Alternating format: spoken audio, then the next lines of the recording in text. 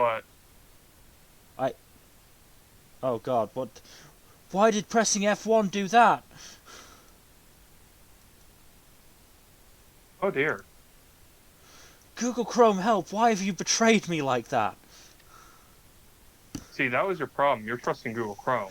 It doesn't do that on my proper computer. Okay, welcome back to the Storytime Network. I'm assuming we're live at this point. We are. Oh god, I don't even know if we're recording. Fuck it. It doesn't matter if we're recording or not. I can just download the stream. Welcome back to the Storytime Network. It's Saturday. We did a Paradox Hour on Thursday. So today we're doing a tier list because I'm still on my laptop and it's a useless piece of shit. You might think that's harsh, but it took me 10 minutes to restart and get everything back open. I consider that shit. I'm also in a new streaming spot, which is more isolated, which means I can be louder. It is, however, basically a workshop, so I'm quite cold. I'm wearing gloves. You're lucky you're cold. It hit 100 degrees here in Southern California earlier this week. Gotta love climate change. Climate change is a nightmare, and anyone who says it doesn't exist deserves to have their kneecaps removed. To be fair, I don't think my temperature situation is a result of climate change. I'm in Western Scotland. It's always been this cold. Yeah, lucky. Anyway, we are doing a tier list. Today, we are doing a character tier list for A Song of Ice and Fire. We specify A Song of Ice and Fire because this is just going to be the books. We're not going to be talking about the show. Other than to show on how badly it ended. We'll probably mention that periodically, yes. It was bad, sure. I don't hold a grudge the way I do for some other shows. I hold a grudge against the showrunners, but not most of the other people involved. I will freely admit that, honestly, as an ending, it absolutely could have been better. You know, for the vast majority of show endings that I get to, I will probably end up crying at some point because, you know, by the time I get to the end of a show, I'm invested. I teared up for Brooklyn Nine-Nine, I teared up for Bones, teared up for House, teared up for Scrubs, all that jazz. Absolutely teared up for Gravity Falls. Hoo boy. That one ruined me. Game of Thrones? Didn't really feel much. I did feel the urge to weep at how badly it ended, but I was just glad, and spoiler alert, I was just glad that Tormund survived. Yes, Tormund. I guarantee that will survive the books, though, because you know how George is.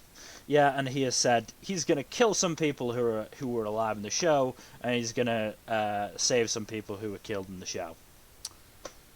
But, you know, that's if he ever finishes. He's like apparently 2/3 or more done with Winds of Winter, so that's something. Look, as a writer, I sympathise especially sympathise with writers who, you know, struggle with their output. It sucks, and it's tough to do, and it's tough to get past. George R. R. Martin is kind of taking the piss a little bit with this. He has other projects he's been working on over the past decade, so it's not like he's only been working on this. Fair. Anyway, we should get started, because, yeah, 239 characters. Some of them are going to take longer than others, but it's still 239 characters. So we're starting out with quite the doozy, though. We have nicely coloured tier lists, and yes, we are starting with Aegon Targaryen, the first of his name, AKA Aegon the Conqueror. Aegon the Conqueror. Funny enough, he is not alive in the book's time frame because he lived 300 years before the books, but that still, said, has a tremendously outsized impact on the story. That said, we have both read A World of Ice and Fire. Mm-hmm. So we do know all about him. He was a hot and cold kind of guy. Hot in that, polyamory, Conquest. great. Cold as in incestuous polyamory, not so great. I mean, he was also, by all indications, a very fair-minded ruler. He was also a conqueror, though. Yeah, no, that's the cold part. Yeah, you know, he tried to subjugate the entirety of Westeros. And he mostly succeeded. Mostly succeeded. Dawn held him off because Dawn are a bunch of fuckers. In more ways than one. Yeah. But yeah, What was the Aegon's name of his quite dragon the again? character. What was the name of his dragon again? Balerion, the Black Dread. Balerion the Black Dread. Now that's a fucking metal dragon name. Oh yeah.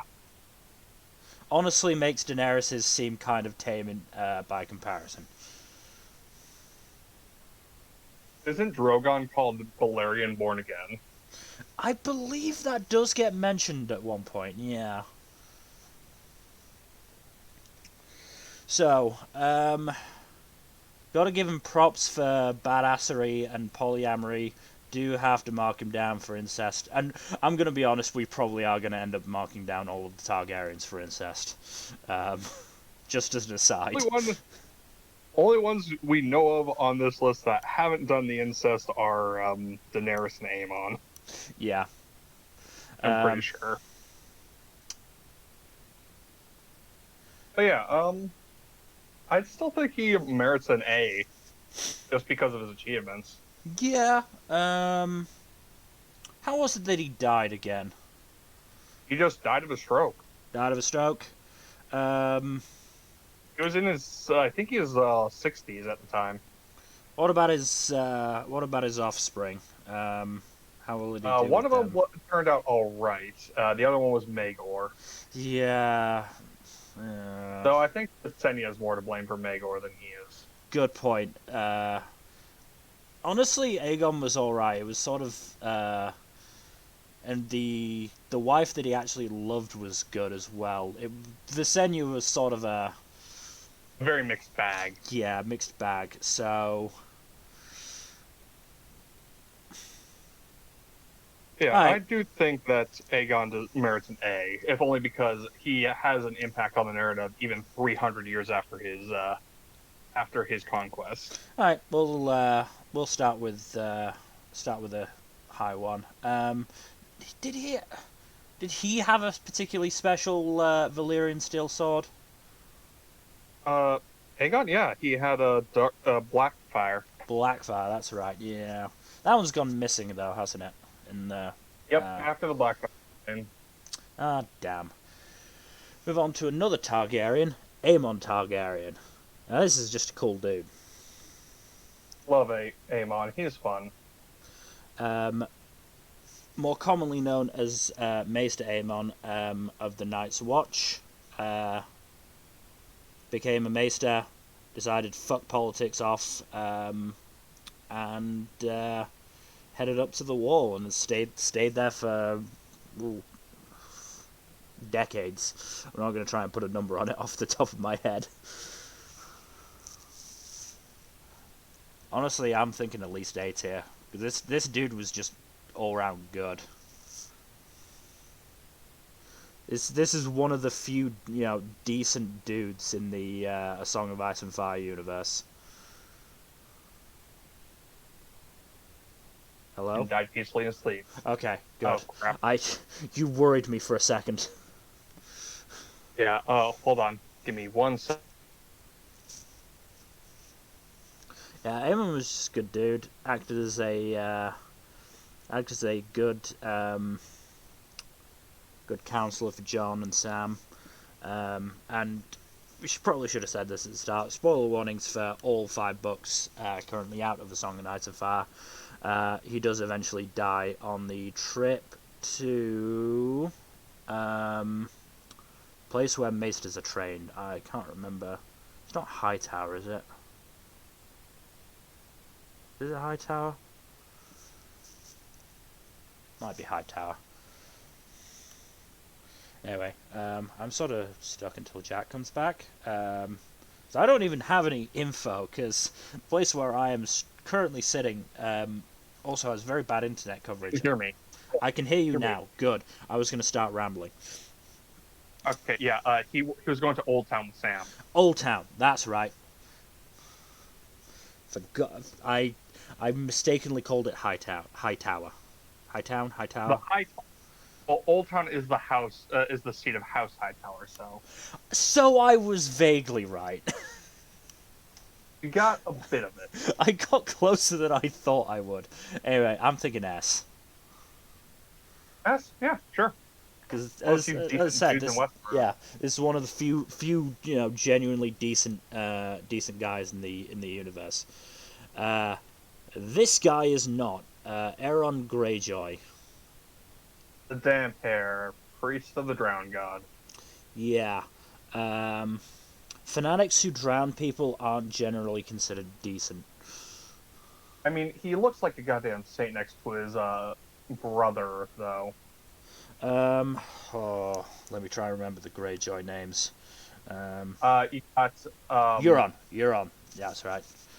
Well, Victarion, Balon, and Aeron are the four brothers. yeah, none of them are good. I'm gonna be brutally honest. Aeron is probably the most sympathetic of them, just because of his backstory. But like, none of them are good people. Because during the Greyjoy Rebellion, he got captured and held prisoner at Casterly Rock. Something like that. Yeah. But Balon is a big piece of shit, but I think the worst of them is probably Euron. they're all pieces of shit. Assuming that what I'm remembering about Victarion is canon. Oh yeah, no, Victoria is also a piece of shit, but we'll get to him. We'll But get to him near Aeron, the end. probably the least awful of them. I'd say he merits a D tier. Okay, yeah, D tier. I would say so. Now, we're not saying that being an awful person necessarily puts you down on the tier list, because some awful people are fantastic characters. Mm. Well, the point is there's so many shades of grey in this fucking universe that if we were to just rank people on how good or bad they are, we wouldn't end up with anybody in fucking S or A. Or we'd end up with very few. Like a handful in each. Yeah. But yeah. But yeah, no. Aeron's chapters are mostly just boring. Yeah, the Greyjoy stuff isn't the most interesting in the world. I've got to be honest. I mean, say what you will about Euron, he is fascinating as a character. He is a very interesting man, and he's a very charismatic man at that, which Aeron does not have going for him. But yeah, Aeron is probably the least interesting, but not the worst person of the group. I'm not sure. I would.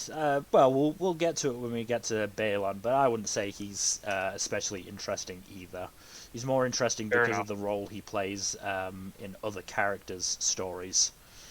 Not wrong there.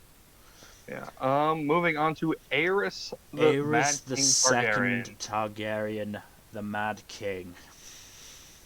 Let's talk about big impacts. Dude was, but goddamn, did he leave an impact on the story? Because without him, we don't have the Baratheon kings. We don't have Eddard as Lord of House Stark. We don't have Daenerys' storyline. We would have Aegon, Aerys' son. Was it Aegon? No, Rhaegar. Rhaegar. Sorry, Rhaegar. My bad. Aegon was the grandson. Aegon was the grandson. Sorry, they all mixed together. And there's like 7 or 8 Aegons in the Targaryen. That's also family, the issue. The point is, if in doubt, think of a name with AE at the start and add a suffix on, and you'll probably hit on a Targaryen. There's like 5 different Targaryen names that have that in it. Yeah. But Aerys, yeah, massive impact. Terrible, terrible person. But also just, fascinating as a character. Hmm. Like you question what exactly made him go so mad, but it's Mm, pretty detailed in at least the World of Ice and Fire. Like he just slowly lost his grip on sanity as the years went on, yeah. or Duskendale made him snap. And, it's. Say what you will about some realistic aspects of the song on Ice and Fire. Martin does cover the consequences of inbreeding pretty well. Mm. And Ares is definitely a sufferer from that. Oh yeah, no, he is quite royally screwed up. Yeah. So what do we think?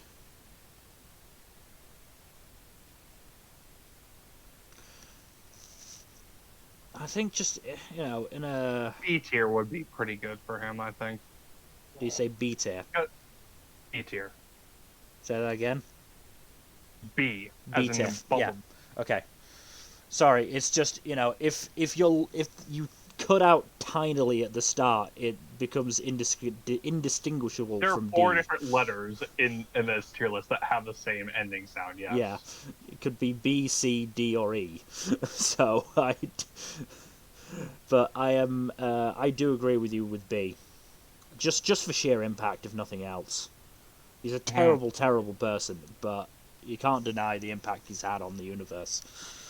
It's an excellent backstory villain, Mm, honestly. yeah. Oh, and we wouldn't have Jaime Kingslayer Lannister without Ares either.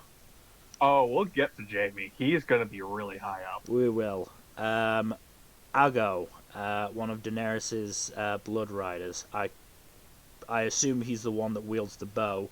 I don't know if he does anything. Let me look at him on the wiki. There it is. Unfortunately, He Daenerys wields a bow, a knife, an axe, an arrow, and a whip. Daenerys has so many like I don't want to say hangers on, but people around her by the later books that the Dothraki blood riders do just sort of fall into the background a lot more. Hmm. Oh, Aggo's the one who tells Daenerys off for trying to lead a Khalasar as a woman, and then he develops to, "We are blood of your blood, sworn to live and die as you do." So character development for Character minor characters. development That's nice. becomes Stan's a girl boss in the end, so can't fault that. Um, Well, and that's enough to bump him up from the lowest tiers at the very least. yeah, if we blamed characters for their early misogyny that they eventually grew out of, we would all have to hate Sokka. So Yep. as long as he grows out of it, I Hmm. not going to hold too much of a grudge against him. But as I said, what else does he really do? He's one of the less impactful minor characters, honestly. Yeah. Uh, I have a feeling C is going to be our catch-all tier, and it's going to become quite full. Yes. So we think Aggo is a strong enough character to merit a C, or do you think he? Because the 3 things we want to look for are character development, impact, and intrigue. Hmm. How interesting they are. So there's definite character development for Argo.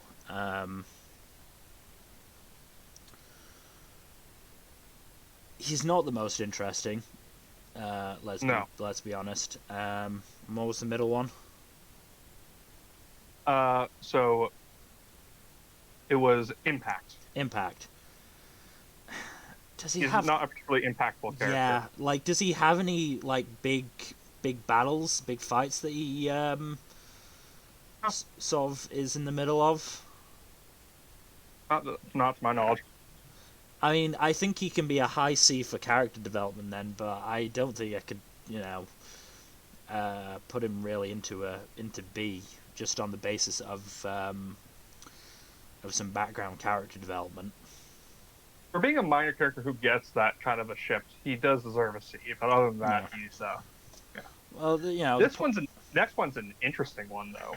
yes, Aleras, who is actually Sorella, Almost certainly Sorella Sand, who aka one is of the snakes. yeah, one of the Red Viper of Dawn's bastards. Bastards. I'm gonna have to say it like that every time in honor of Sean Bean. Um, yeah, one of Oberyn Martell's bastards. Almost And certainly. honestly, the most interesting one. Yeah, because the others just sort of hang around Dawn fucking about. Aleras is fucking about in Old Town. And trying to study to be a maester, or at least learn the maester secrets. Yeah, I don't think they. I think it's a she, isn't it? They're all. Yeah, they're all female. Doesn't Aleras? Is Aleras the one who cross dresses? I feel like there's one that cross dresses. So Sorella is the one who disguised herself as a man, as Alaris, to get into the Citadel. Okay. Because they don't allow women. That's right. They don't allow women because they're misogynists. Yep. That's Westeros for you. But yeah, if I recall correctly, we do get a chapter where they kill somebody with poison. No, that wasn't. No, that wasn't Alaris. That was a faceless man heavily implied to be Jaqen. Oh, my bad. Sorry for blaming you. Yeah, that was the prologue for Feast, where Jaqen sneaks into the Citadel. I should have said this earlier. You will have to bear with us because certainly on my end, the last time I read the Song of Ice and Fire books was, probably 2012 at best. Last time I read them was like 2014, so you're not far behind me. Okay, no, I'll specify. The last time I read Feast for Crows and Dance of Dragons is that long. I do generally manage to. I've tried at least one reread and one listen of the audiobooks, and I think I made it both times up to about Storm of Swords. At which point I just got too sad and had to stop. Storm of Swords is kind of a brutal book. Yeah. But yeah, Alaris. So interesting in the sense that they are learning to be a maester. They are, one of the Sand Vipers, and obviously we know that Sam is heading there, and that's going to be an interesting old dynamic, I'm sure, if they interact. Oh, absolutely. Next to no impact. If any, a little bit of character development, but we've only seen a bit of them. Yeah, I mean they were only introduced in a Feast for Crows, weren't they? Correct. Yeah. I'm happy with C again. He's fine, yeah. I would just I don't think Alaris's potential impact outweighs Argo's character development, so we'll say Alaris below Argo. Alistair Thorne. Alistair Thorne. He's still alive in the books. Yes, because I think John sent him north of the wall last we saw him, and we haven't seen him since. Did he send him north of the wall, or did he send him to one of the other castles? Let me look. I don't think he sent him north of the wall. I don't think he was sending anybody north of the wall, but I'm fairly sure he sent him to one of the other castles. He sent him to scout beyond the wall. Oh, fair enough. And he has not returned. Man, John just sending that man out to die then. John knows what the fuck is out there. He's sending people to scout? Well, he sent seasoned rangers because he didn't want to send any rookies out there, but he needed to get, intel. He does know that his fucking Uncle Benjamin Stark died out there. Well, went missing out there. Yeah. No, I think this was the calculated assassination attempt. I mean, I'm joking. To be fair. I'm joking. John is not politically canny enough to do that. No. Also, Alistair did try to get John, executed multiple times. So, hard to really blame him for not being fond of Alistair there. But it was for the Alistair's really good watch. hate thing. Yeah, he is. They needed an antagonist up at the wall before they, actually went north of the wall, and Alistair is very much that. But to be fair, he gets results. Can't deny that. He does, make rangers and men of the Night's Watch out of the dregs that he is given to train. Yeah, and he really does get the dregs, doesn't he? Yeah. Turns out it's a really bad idea to use your protection as basically a prison. Really bad idea. No, it's not a prison. It's a penal colony. So is Australia. Yeah. So yeah, we should probably place him though. But yeah, we do probably need to speed up a little bit. We'll try and speed up a little bit. B tier. So the three categories. He's not that interesting. Let's be real. No, he's not. He's mainly the face of the fuck the wild conservative faction of the he's mainly the face of the fuck the wildlings faction, which is opposed against the fuck the wildlings faction. I couldn't help to make that joke. He has had an impact. He actually strongly impacts John's character development, which is neat. He does. Hasn't really developed as a character. No, but he's not really supposed to. No. I'd say high C tier. That's fair. Top of C. We'll have him top of C. Yeah, once we get to the end, and if we have just an absolute fuck ton in C, then we can redistribute to B and D as we see fit. But yeah, I think high C for the time being. As I said, we'll see how things go. Alice Karstark. Oh, she's great. I love her. She's awesome. She's the one acting as Sansa? She is. No. Oh. That's Jane Cool, who's acting as Arya. Oh, sorry, my bad. What's Alice Karstark doing then? Oh, so Alice Karstark is the person who Melisandre mistakes as Arya, who arrives at the wall. Right. And has John basically arranged a marriage for her so she can get out of being married off to her uncle's son. That's right. She marries one of the wildlings, doesn't she? Yeah, I think it's Sigorn, who is the new Magner of the Fen. Ah. Guess she doesn't fucking hate Thens. Yeah, and also just like, she's legitimately spirited. Yeah. She just straight up rides up to the wall in the fucking blizzard to escape her dickhead uncle. Fair enough. Got the badass factor, which is one of the factors we should have pointed out. It's sort of more of a minor one, but being a badass will give you favor in our eyes. He's got a hell of a lot of pluck. Yep.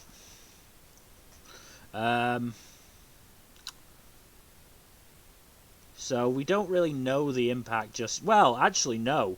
She's actually had a big old fucking impact, hasn't she? Because by riding up to the wall, she's, let John know what's happening in the north, which, is what caused him to want to go down, which led to his betrayal and supposed death. Well, no, the final factor in that was the pink letter, but she was the one who started it. Yeah, she's got that snowball rolling. I But think we also can just give like I think we can give her credit for that. let's give her a B tier. She's a very interesting character Yeah. for all of how minor she is.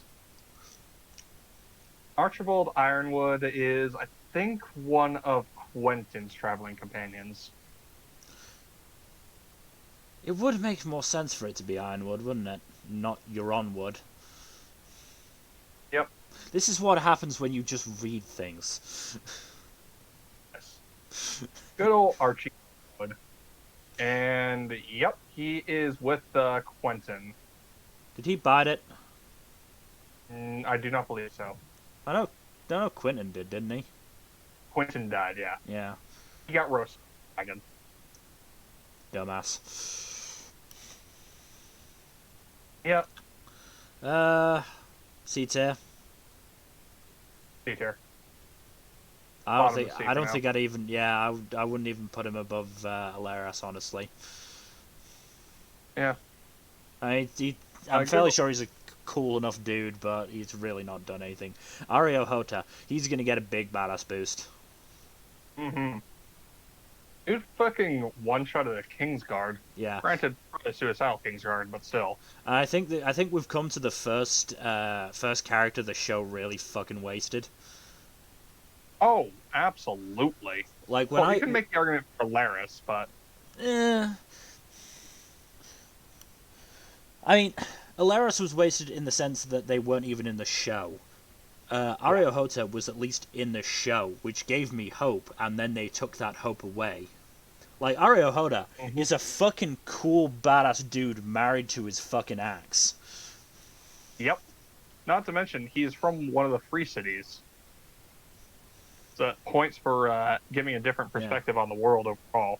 And yeah, yes, a member of probably one of the worst Kingsguard in the history of the Seven Kingdoms, but still a Kingsguard, and he fucking one-shotted him without a sweat. Mm-hmm. This is a scary dude. You do not want to be against this guy wielding his axe. Nope. So he has a big old badass factor. Decent enough impact just for killing the Kingsguard. What was the name of the Kingsguard again? Eris, yeah. Aris Oakheart. Yeah, Aris. Is it Aris? Aris, because there's no Is there no there's E? no AE, it's just AR. Right, okay, Aris Oakheart then. Yeah. But yeah. I'd say B tier. Yeah. I honestly say I'm tempted to put him top of B tier for the time being. Sure. I just not above Eris. Fine. Fine. But yeah, Eris like, has too much impact on the story. He does. But yeah, like, I was really excited when I heard that the Dawn stuff would be included and that Aria Hoda would be was going to be a part of it, and then they ruined it. I was especially excited when they cast Big Black Man as the role. Like, that could have been really cool. Nope, wasted. He stood there for a season and then died. Mm-hmm. Not even a single sign of his utter badassery. Yeah. You couldn't have him, like, kill one person with the axe. Nope. Because D&D are dumbasses.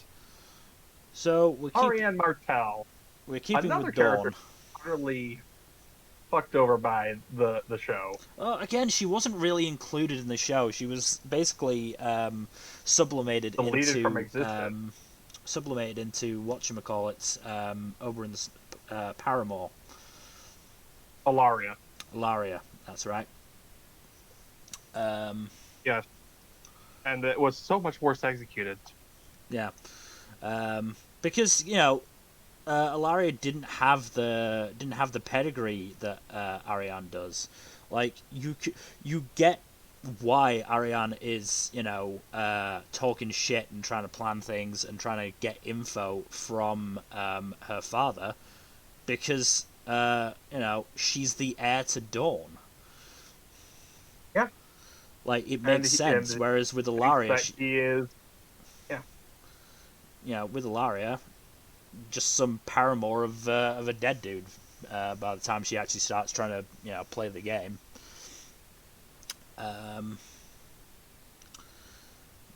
She does. She has had a pretty significant impact on things, especially in Dawn, or specifically in Dawn. Um, she's on her way in terms of character development. She's hit her low As point where her plan really didn't work out. nope. Got Aris killed, and gave Marcella a big old scar. Mm-hmm. Just Fair, very, that's Dark Star's fault. yeah, but she trusted Darkstar, which is the point. Yeah. Um, Why would you trust someone who calls himself fucking Dark Star? to be fair, it's a pretty metal name. Hey, but the dude's lame as hell. I'd want to see what he was about at least. Mm, Once I'd learned he was lame, yeah, cut ties. But Darkstar is a metal name, and he has a black sword, doesn't he? maybe? I don't remember. I could be making that up. Okay, Yeah. I could I be don't just blame thinking. you. He's not very interesting once you actually get past the name. Yeah. So yeah. Probably eight. Probably A or B tier for I'd say Ariane. I'd say B tier. She does have a lot of potential for growth. Yeah, she has a lot of potential for growth. She is relatively interesting, um, and she does have a decent impact. It's just a question of of volume, and she doesn't really have a badass factor either. Is what I think keeps her from A. Mm-hmm. Because even Yeah. Maester Aemon has a fucking badass side to him. Hmm. You don't have to be a fighter to be badass. Yeah. Um, I would Like, say, Olenna Tyrell has a badass factor, even though she doesn't fight at all. yeah, I would say either above or below Ares. I'd say above Ares. Yeah, I think just because of the potential more than anything else. Arthur Day. Now here's a man with fucking Sword of badass. the fucking morning. Sword of the Morning is another fucking metal name. Honestly, apparently, according to George Martin, if he was allowed his Valyrian steel sword, he would be able to beat Barristan in a duel. Yeah. No, not shocking. Um, I think there are very few people in the. Well, it would certainly be a series of very interesting fights if Arthur Dane were to fight other people in the history of the world. Yeah, only like a handful of people could actually challenge him in all of Mm. Westeros' history Yeah, that we know of. he is just a badass, and here is where I will give the show some props. Yes, it was a little sad not to see big old fuck off Valyrian steel greatsword. Pretty cool to see him dual wielding. Yeah, that was pretty rad. I will give the show this. They definitely made Dane seem like a fucking badass. To be completely fair, he and two other Kingsguard fought 7 guys and killed 5 of them. Yeah, and let's be real. It's not been confirmed in the books, but this is one area where the show probably got it correct in that what's his face stabbed Dane in the back. Howland Reed, yeah. Howland Reed, yeah. It seems likely. There's not any other real way Eddard could have beaten Arthur Dane. Yeah, no, probably not. So on a sheer badass merit, I'm saying at least B. I'd say A. Yeah, The man's a legend. For good reason. that is just how badass he is. Okay. Look, if you're a fucking legend to the point where Jaime Lannister says he could kill 6 fucking Kingsguard while taking a piss and using his offhand fight. Was that That's Dane badass. or was that Barristan? I'm pretty sure that was Dane. He said You might be right. he could Yeah. kill the lot of you with his left hand while taking a piss with his right. Yeah. No, I think you are correct now that I'm remembering it. Yeah. And I just want to say, the Tower of Joy is one of the most anticipated scenes for me. Oh yeah, no, And I'm looking forward to that. it's not even necessarily because of the, you know, implications for John and that shit. I just am really, I'm, you know, I love seeing fucking medieval fights. I just do. I always have. Um, and, you know, 7-on-3, where the 3 nearly fucking wins, that's just gonna be so fucking cool. Hmm. Especially since one of the 3 is one of the most famous swordsmen of his Yeah. time. And, you know, Gerald Hightower and the other bloke, Oswald went, I believe. Oswald Went, weren't slouches either. Oh, I mean, Hightower was the fucking commander of the King's Guard. But you know, Commander. the point is Ned had 6 of his closest and strongest companions along with him. They were no slouches either.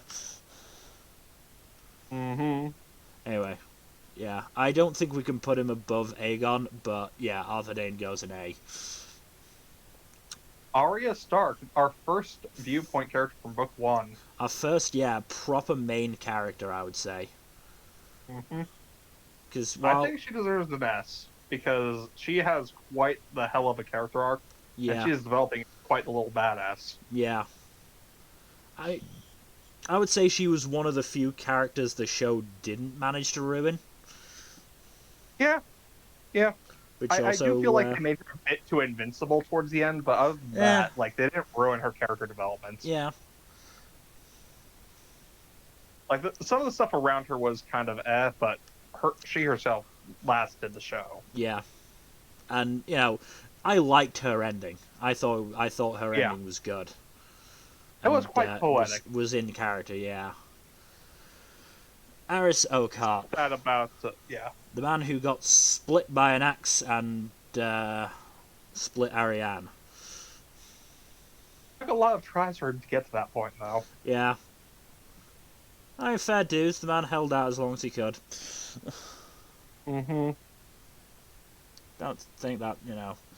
Uh, was he around when Joffrey was being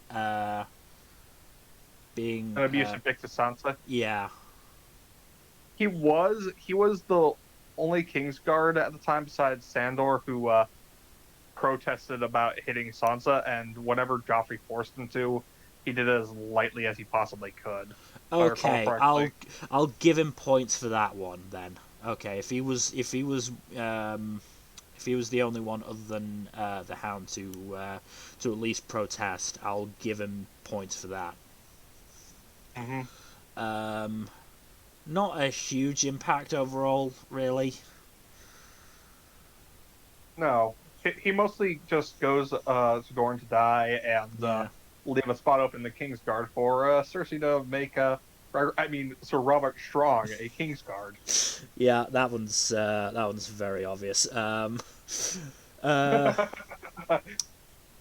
Badassery, he's probably one of the stronger Kingsguard members from Of his generation, this yeah. current crop, but he's still not that impressive. And he also got fucking one-shotted Yeah, by Ario. as So that as is badass more as to he show. is, as badass as he is, he's still got one shotted. Um, Hmm. and interesting, not really. So, C tier. yeah, C tier. I would say probably. Prophecy. I wouldn't even say top of C. I'd honestly say above Archibald, and that's it. Fair enough. I think the others are more interesting or have more development or have more Speaking of impact. it, Asha Asha Greyjoy, who is Theon's sister, and only surviving sibling. who they renamed for the show because they already had Osha. Yep. They To be really, fair, not the worst case of renaming. yeah. Honestly, I can see why they did it. But yeah, Asha, very interesting character. I do love her trying her damnedest to move up in a world that is just straight up biased against her because of her sex. Yeah, And her just being an all-around badass who actually has complexities and loves Theon, but still condemns his idiocies and worst actions. To be fair, I can't blame her for condemning Theon's idiocy. It's really overpowering idiocy. You're not wrong. Um, But yeah, Asha is a pretty good character. she is probably one of the more interesting parts of the Greyjoy storyline. Again, Honestly, just I'd say because, she's as you probably said, the best part of the Greyjoy storyline. yeah, and she is a badass in her own right as well. And the point Oh, is that she is, very much a woman in a very misogynistic culture, and she has risen to damn near the top just by virtue of her own strength yeah. and force of will. The Iron Islands are misogynistic even by Westeros standards. And she has, if I recall correctly, a booty call with, a booty relationship with a dude called Carl the Maid. Yeah, that is funny. So, taking charge in a relationship, I would say B tier. Hi B. Hi B. Above or below Ares, Oh, yeah. above or below Ariane. Probably above Ariane. Yeah, Just I because think, she's more impact on the story and more agency. and just again, just sheer badassery factor. Mm-hmm. Shara Dane, not much impact on the story. No real She development. is. Interesting, She is, or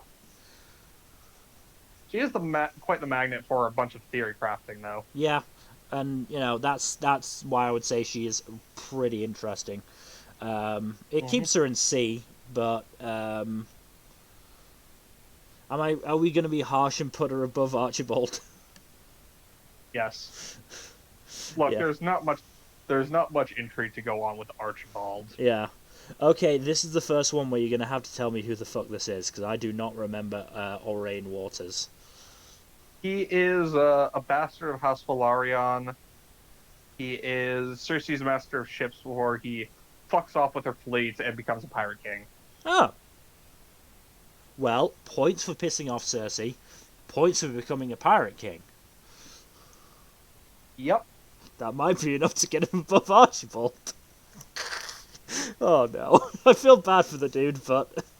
Yeah, he has been styling himself Lord of the Waters and has basically set himself up in the Stepstones. Yeah, fuck it. Above Archibald. We stand a pirate king. We stand a pirate king. We can't say we don't. Look, if we want to get technical, he's kind of a pirate lord instead of a pirate king. Pirate lord, whatever. Still pretty it's cool. Semantics at this point. It's badass, yeah. Balon Greyjoy. Oh boy, this D tier. He sucks. Yeah. He hasn't. He is the worst of the five kings. Look, we'll give him points for impact, because he does kind of kick off the Greyjoy storyline. Unfortunately for him, Greyjoy storyline kind of sucked, so not good points for impact. He's not that interesting. He's just an old dick. I mean, he does get props for promoting his daughter over his son. Let's be real. I do think Let's be real. He did that out of a lack of choice more than anything else. Fair enough. He would have, yeah, if his other two sons were still alive, he would have definitely kicked one of them. If his other two sons were alive, if Theon, hadn't been taken by the Starks, he would have chosen Theon. Balon Swan. Balon Swan is one of the new King's Guard. I believe he is one of the best of the current batch. If I recall correctly, is he the one who got sent to Dawn with the Mountain's head in inverted commas? Yes. He wasn't around for the Sansa beating, was he? Nope, he was inducted into King's Guard in Book 3, I believe. Yeah, he came in after the Battle of Blackwater. So he's at least free from that aspersion. He's also acknowledged for being very honest and honorable. Fair play to him. doesn't mean he has much impact or is very interesting or has much development. No, but he's a badass. He is a badass. I'll give him that. That's probably sticks him at high C rather than slumming it down with Archibald. I can't stop laughing about how much we're dragging this dude.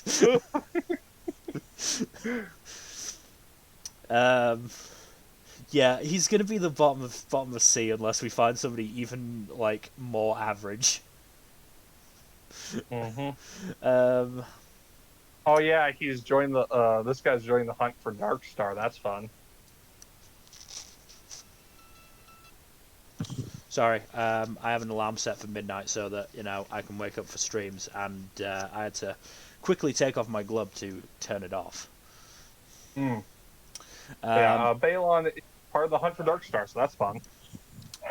So I'd say around Alliser and Argo, just on a sheer badass factor. Above Argo, I'd say at the very least. Be an interesting fight. Barbary Dustin. Oh, she's an interesting one. So, let me cudgel my brain into remembering this. Is she the one that got married to what's his face? Bolton's bastard, Ramsey? No. No? Different character. Different character, right, okay. She was the former lover of Brandon Stark, Ned's older brother. Ah. Oh, she's the one who didn't like Ned because her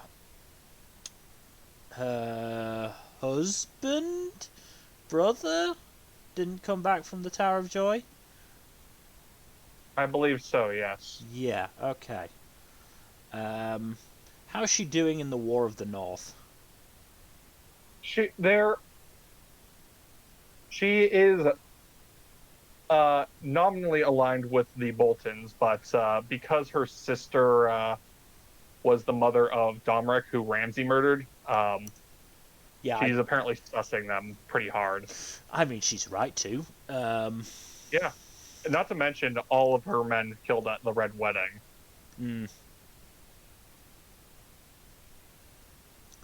So ostensibly on the side of the Boltons, but we suspect,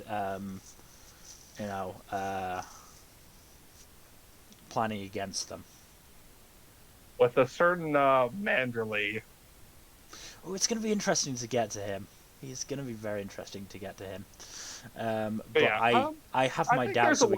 I have my doubts we're going to get to him this stream. No, we are definitely not going to get to Wyvern. But Barbary has a lot of interesting potential. She also has a very fascinating conversation with Theon as well. So decent amount of potential. Pretty badass if she's the head of the house. Yep, she is. As a Burns. Not a massive amount of impact just at this point, or real character development, but I would say somewhere in C, maybe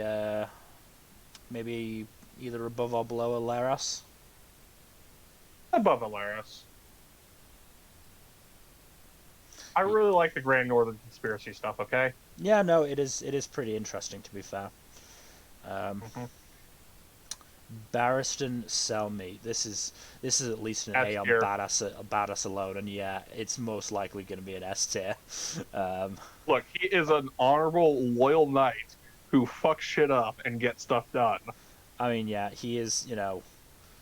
He is the one who said, "All right, you're going to try and dismiss me. Fuck you. I'm." His line when Joffrey says, "Oh, I grant you a keep and servants, a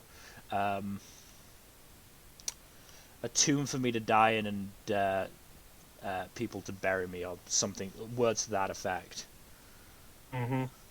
Is just is badass, and yeah, they tried to catch him, he killed them, and then went searching for Daenerys. So yeah. Between Arya and Aemon, then?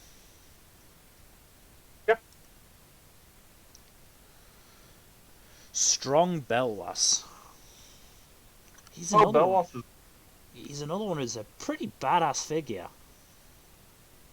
Belos is like he apparently lets his opponents cut him and then kills them, just to show how weak they are compared to him. Yeah, he's the one who dispatched what's their fucking face, the champion that one of the cities brought out.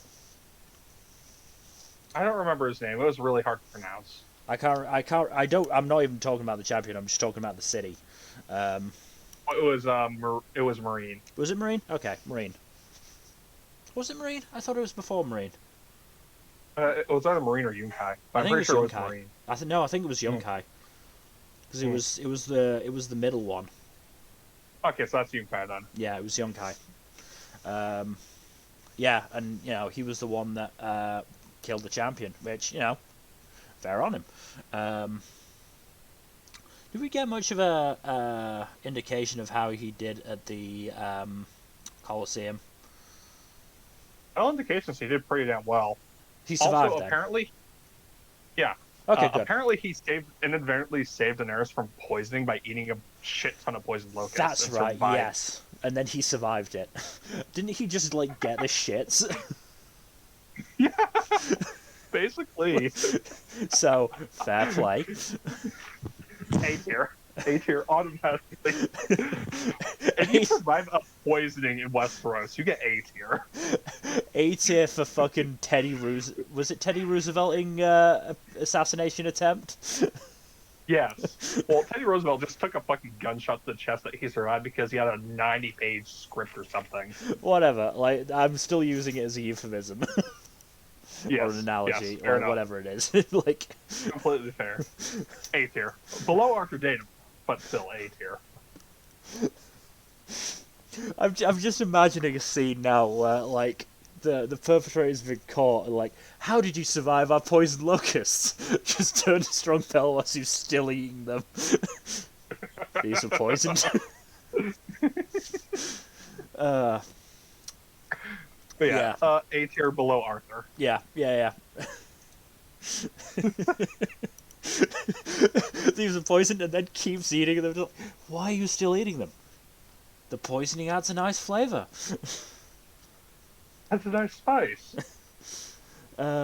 So, Benjen Stark. Which Benjen Stark? I believe he's the current one because there's no other Benjen Starks. Oh, yes. Fuck, I was mixing up with Brandon. As in... Uncle Benjen. Yeah, sorry. This is me. This is my B.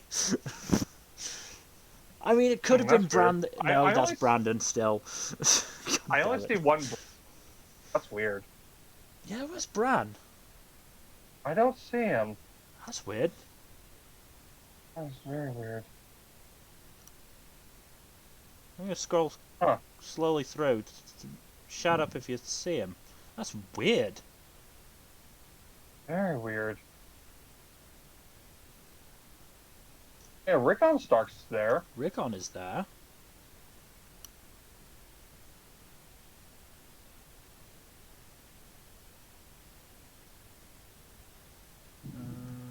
Yeah, this is what we've got to get through, so we're not getting through it today. Nope. I don't see Bran here. What the shit? That is very weird. That is a big oversight. Okay, you know what? We're just going to use his uncle as a placeholder for Bran. Alright. Because I don't see any other way to do that. How about this? Oh, no. That would be confusing. That would be confusing. Yeah, we'll just use his uncle as a placeholder. Yeah. Let's be real. He wasn't going to get that high up. Yeah. But yeah, Benjen. Yeah, Benjen Stark. What's interesting about Benjen is that he is so reluctant to directly mentor Jon. Yeah. And ostensibly, he might be on this list twice. Apparently, Gurm has said he is not Cold Hands. Jack, you have to know by now, writers lie. I know, but still. Writers lie their fucking asses off. Mill, I'm a writer myself. I know. I think it was Jim Butcher who put it best. Writers are professional liars. I mean, yeah, lying is what writers do for a living. Yeah. So, forgive me for not taking Gurm's statement on good faith. Fair enough. Fair play.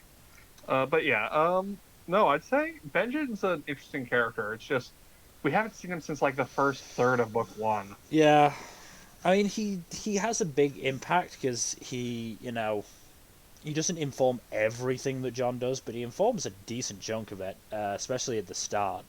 And he's the lure that the betrayers use to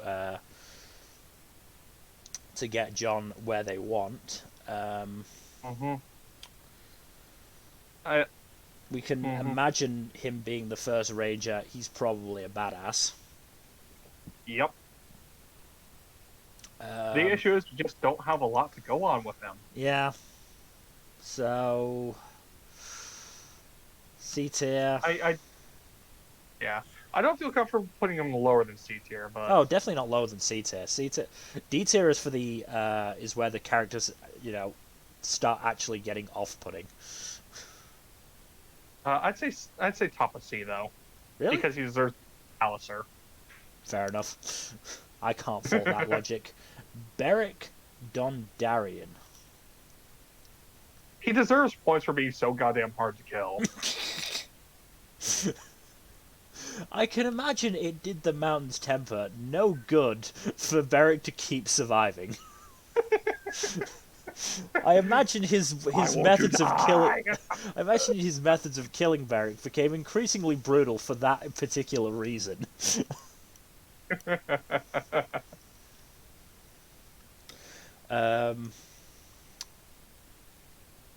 So, he is dead now, though, isn't he? He is permadead because he gave his gift of life to Lady Stoneheart. Yeah. Oh, let's see if she's on this list separate from who she was before. She is. Oh, that's gonna be good. Cool. Okay, so Beric. Yeah. He is an interesting character, and while he isn't super prominent for most of the series, he does have a massive impact with his final act. Mm. So I do think that And he's just generally a pretty cool dude. Yeah, no, actually, no. Cool. He's not great, actually, now that I think about it, because he did sort of sell Gendry, didn't he? That was only in the show. Was that only in the show? That wasn't in the book. Oh, that was only in the show. Yeah, no, in the books they used Edric Storm instead, and Beric had nothing to do with that. That's right. Yeah. It would have been. Did make it sort of weird that Melisandre was just suddenly in the Riverlands. Yeah, they didn't want to use another bastard, so they just made use of Gendry. Yeah. Okay. Did he do anything objectionable? Really? No, he was a classic Robin Hood type. Fair enough. I think at least B then. Yeah, B for Beric. Definitely above Alice. Does the impact outweigh Ario's badassedness? Probably not. Fair enough. Big Walder Frey. Off-putting. Little impact. A tier. He's still not as bad as Little Walder Frey, who's going lower than him. Do we want to put Big Walder Frey above or below Aeron? Below Aeron. At least Aeron's a fucking viewpoint character. Bida, also off-putting. Kind of a psycho. E tier. Black Walder Frey, also an asshole. He apparently sleeps around quite a bit too, including with his cousins. Incest, also a point against. Good. Yeah, and apparently he has seduced several of his brothers and cousins' wives. So, good on him for that. Not. Yeah, he sucks. Yeah. E tier. E tier. We're not quite at the complete monster stage of F tier yet. We will get to that. No, there's one in the C names who I am glad to put in F tier. Mm-hmm. You know who I'm talking about. Are they currently on screen? Not kinda. Their name isn't on screen. Oh. Oh, yeah, I think I know who you mean. Yeah, Bowen Marsh is an asshole who stabbed Jon Snow.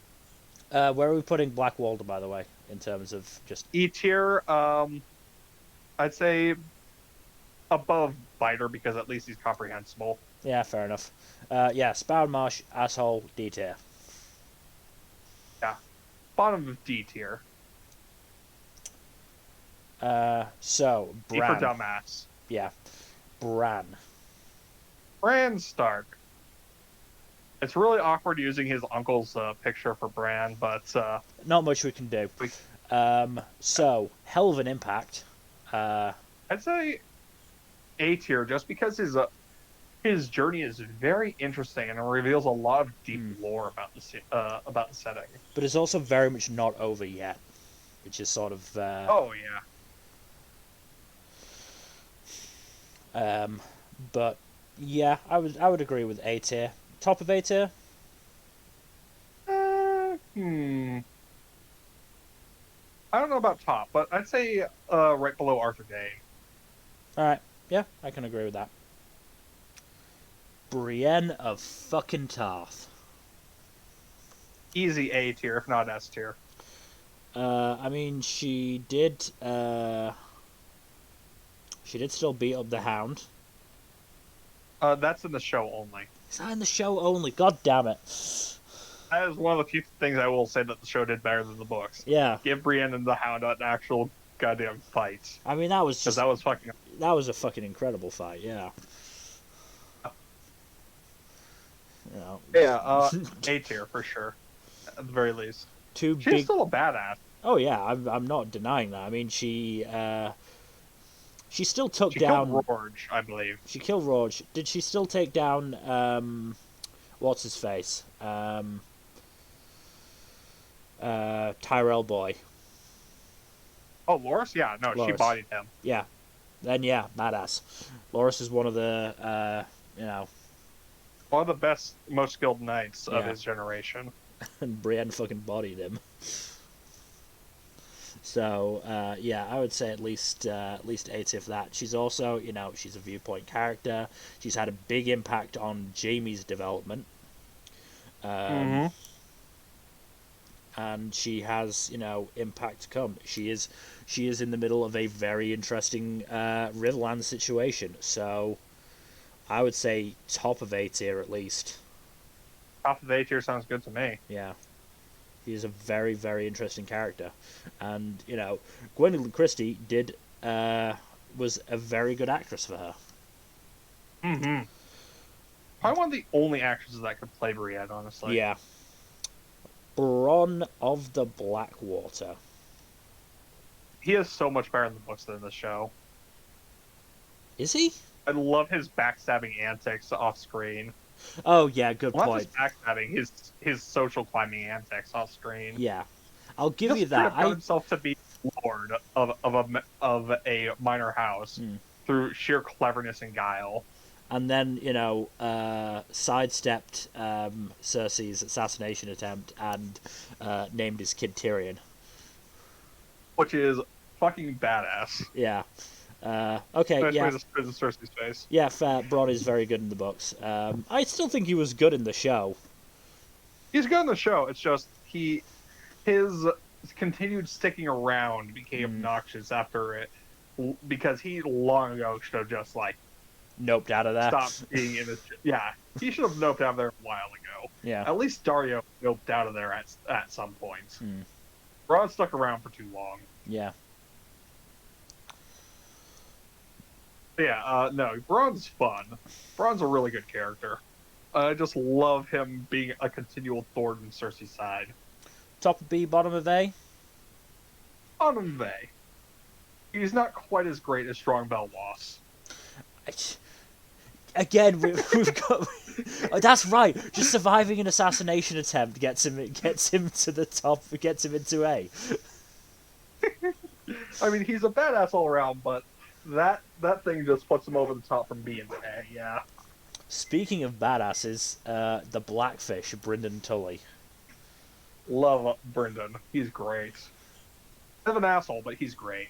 He's an asshole because the world is an asshole, and he's just decides to be one back. But he's generally a decent dude, and he is definitely badass in that he escaped the siege at Riverrun, didn't he? Yeah, he escaped. So I believe Edmure let him out, but I'm not sure. yeah, Oh yeah, no, he swam down the river yeah. in the night to escape. I think even like Jamie was like, I don't like you because of how much you're shit talking me, but I respect you at least. I respect you, you badass old man. I'm saying at least B tier for the badassery. I'd say top of B. Yeah, maybe A. Honestly, I'm not sure to go quite A. He hasn't had much development, or he's definitely had an impact, but not not particularly story changing impact. I would say the way some of the characters in A have, and though he is interesting, but I think top of B. above Asha or below her? I think below. I think they're on an even keel in badassery terms, and Asha does pull away just in terms of impact. Mm. Catelyn Stark, the Lady of Winterfell. So we are going to cover her up to her death. Yes. Lady Stoneheart is a separate character. So. Yes. She is a different entity at this point. Mm-hmm. But yeah, she's interesting because she kind of fucks things up and kicks off the whole plot of the series by kidnapping Tyrion. Yeah. But at the same time, she's a very protective mother of her children. Yeah, she trusted Littlefinger, which was a mistake. She trusted Littlefinger, and also she treats Jon Snow kind of really badly. She treats Jon badly, yeah. To be fair, I can sort of I can understand her her enmity for Jon, because it is a hell of a thing for your new husband, to come back and say, "This is my son." Yeah, this is my son, love Jon. How you're doing that, Jon. Makes sense. I have to, if I'm gonna be talking like Ned Stark, I have to do it in a Yorkshire accent. It's the rules. Fair enough. It is the rules. If I'm talking for any of the northern characters, I'm probably gonna be doing it in a Yorkshire accent. Fair enough. I will give Game of Thrones this. It had more accents than just the typical fucking collection of British accents. So Catelyn Stark, big impact. Mm-hmm. He's a viewpoint character for the first 3 books too. Dislikable in the terms of Jon. Foolish in terms of trusting Littlefinger. To be fair, Littlefinger is a consummate manipulator. He is, but that should have. Are we gonna fault Catelyn and Ned for not being politically savvy enough in that first book? I don't think we should, if only because the North doesn't really require them to be politically savvy. Yeah. They kind of get pulled into King's Landing against their will. Yeah. And she only got involved because she was she wanted to help her sister, help her sister find out who who killed her husband. As it turned out, it was the sister. Dun dun dun. So, I mean, impact-wise, at least a B. I think she balances out to a B tier. Yeah. Yeah, I would say mid B tier. Mm-hmm. I don't really want to put her up at A tier, where we've got Asha and Brendan there who we do like. So, I think for Catelyn, who has her unlikable moments, I mean, being unlikable doesn't disqualify you from higher no, tiers. It's but it's because it's I know Tywin's going to go very high because he yeah. is an absolute bastard, but he is a well executed bastard. He is. He's got a charisma to him. I mean, that does make where we put the next person very interesting. But we'll get to that once we've put Catelyn somewhere. I'd say above Eris. Yeah. Okay, I can agree with that. Okay. Cersei fucking Lannister. One of the best hate sinks in fiction, honestly. Yeah. And one of the most incompetent villains there is, frankly, let's be real. I mean, she is meant to be incompetent, and Yeah. she does wonders with it. But honestly, one of the best villains in fantasy. An In terms incompetent of just like, an incompetent politician is a villain. What are the odds? What social commentary? yeah, she's an awful person, but goddamn is she compelling. She is. I mean, she's somewhat off-putting. I think just in how awful she is. Oh yeah, no, that'll definitely knock her down a peg, but she's still a fantastic antagonist. Yeah, I mean, this is more. I'm not going to say entirely objective because we are, putting characters where they are based on how much we like them, in a sense. But there is an air of objectivity to it, in a sense of appreciating how well written a character is. Mm-hmm. If we were just doing it on sheer dislike, Cersei would be an F. If we were being generous, we'd be putting her in E. But yeah, I would not be feeling generous. no, Cersei is a categorically awful person. Yeah. Not an irredeemable monster because she does love her children and her brother, but It's just one loves of her her brother. only redeeming qualities. That and her cheekbones.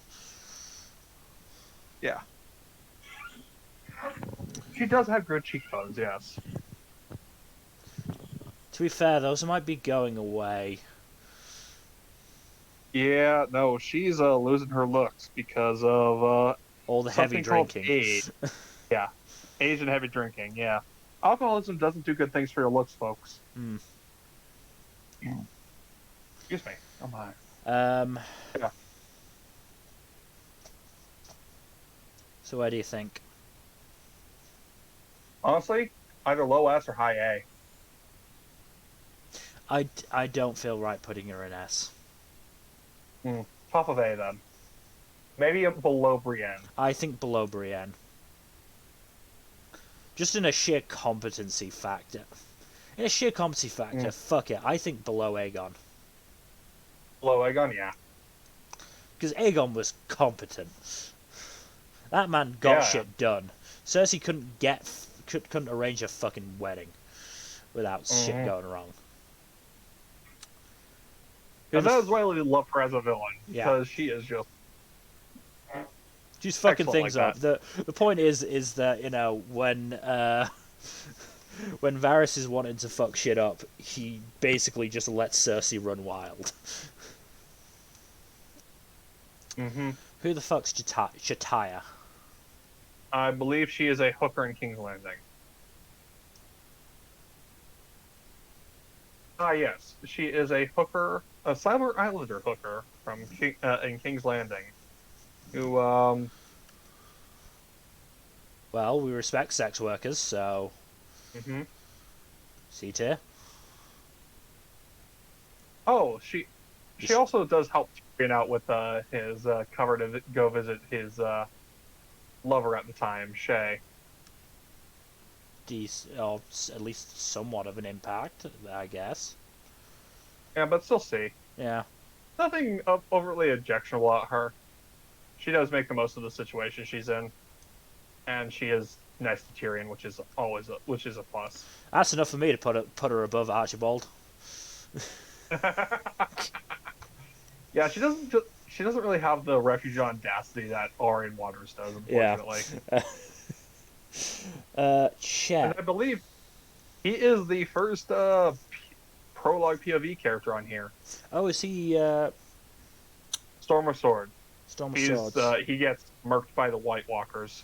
Oh, Chet. Is he the one in charge of the Ravens at Castle Black? Maybe. Let me double check. Because I think I know he was. I think he was jealous of Sam. No. He takes care of. He is the Kennel Master. Oh, Kennel Master. Right. Oh no, he was the Raven steward who took care of the Ravens before Sam. That's before right. John. Yeah. Yeah. So Sam takes care of the Ravens afterwards, because he's literate and Chet is not. Mm. Which, kind of fair, honestly. We're not going to mark that against him. Yeah. I'm still thinking C though. Yeah. I'm thinking around He Archibald. Just above Archibald. We're just gonna do that for no reason. We're gonna be assholes, yes. Look, I didn't really remember him, so I'm just like, I remembered Chet at least. I don't remember Archibald. Mm-hmm. Cleos Frey. Oh, Which one of the so many Freys? My God. Which one of the fucking Cleos Freys was Frey, I he? think, is one of the actual nice Freys. Oh, that would be. A Oh miracle. yeah, he's one of Genna Lannister's sons. Oh, and Genna's quite fun. Yeah. Or at least in the He's fanfiction she was. Is one of the few honorable Freys because he actually helps Jaime and Brienne before he gets killed. Oh, he does to Lady Stoneheart, doesn't he? No. No? They get ambushed by outlaws and Cleos dies by arrows. Ah. Well, it's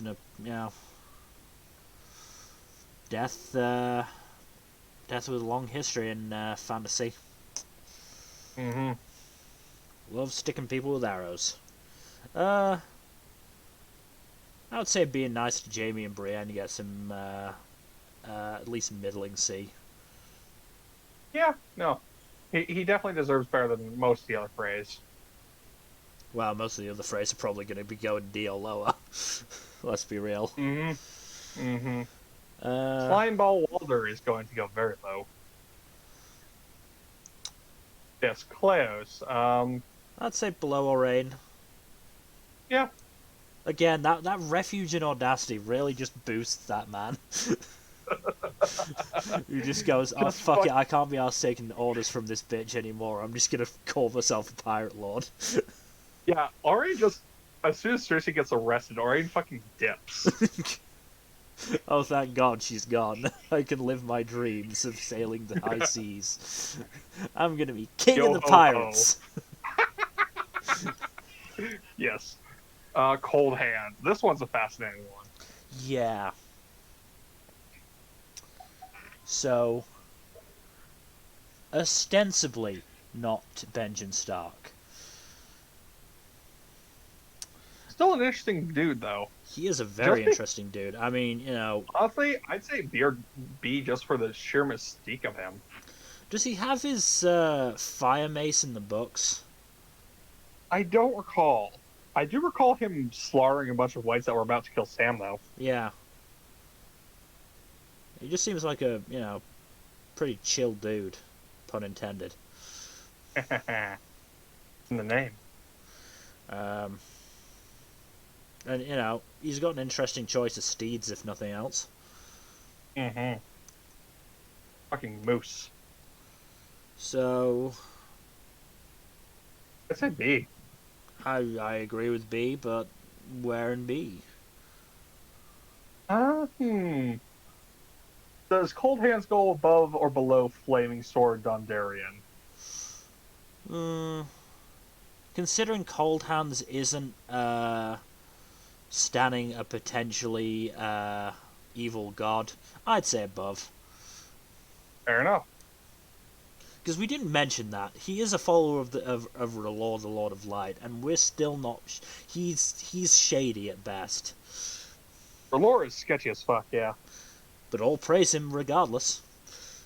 Hmm. Sir Courtney Penrose.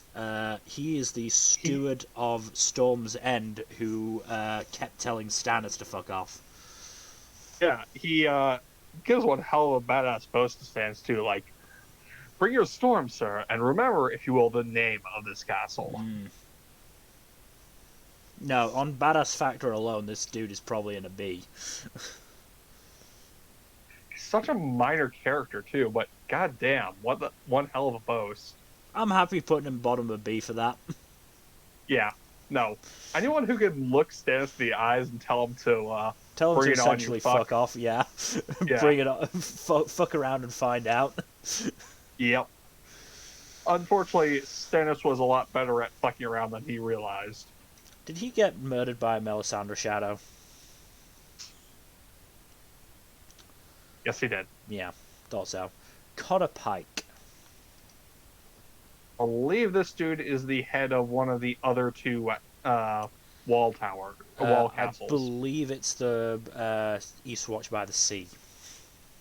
Right. Yeah, because he is an He's Iron Islander. Iron Islander, yeah. They put him at the naval one. Yeah, that makes sense. Did he take part in the betrayal? No, I don't believe so. Did he do have anything of We don't check. real note other than run against Jon and the others? Well, he did back John after he was convinced to back down. Give him props for that, at least. Mm-hmm. And, you know, he's the head of one of the castles, so he's a pretty badass dude.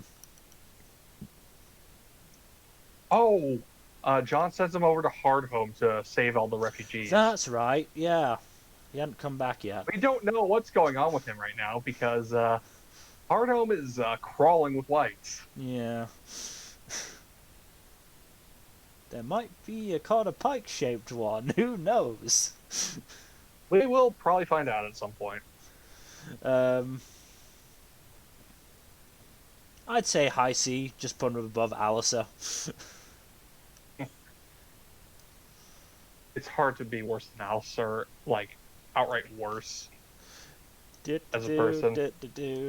Speaking of worse than Alistair,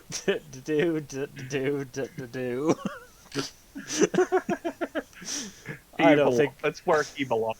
I don't think I'll be facing any backlash for that one.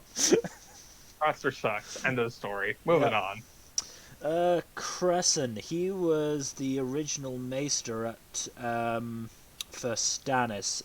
Tried to poison Melisandre, died instead. He fucked around and found out big time. I will give him props for trying to take out Melisandre and recognizing how sketchy as hell she is. Not much else. I mean, he failed. He did fail, yes, but he can't was give him, loyal. Can't give him points for competency. No. We can't give him points for loyalty, though. Can give him points for loyalty and bravery, because I think the point was, did he just poison both cups and intended to try to take her out with him, or did she just turn it back on him? I'm pretty sure he tried to pull taking you with me, yeah. Yeah. So, yeah, I'll give him props for bravery on that front. Mm-hmm. It's been a while, so I don't remember. Yeah, I still think he's I'm pretty sure. Yeah. just because he's only been in one scene. He was the prologue perspective character for the second book, so yeah. I don't think I can put him above Aurane. That refugee audacity, though. Yeah. Let's put him above Kleos, though. Yeah, okay. I can agree with that. Man, I'm starting to wonder if we should put Aurane higher. for the refuge We in should. You know Audacity. what? Let's move him higher. Let's move him. Let's Because move him up to he's sort of Balon. cutting off the rest of seeds here. Let's move him right below Balon. Yeah.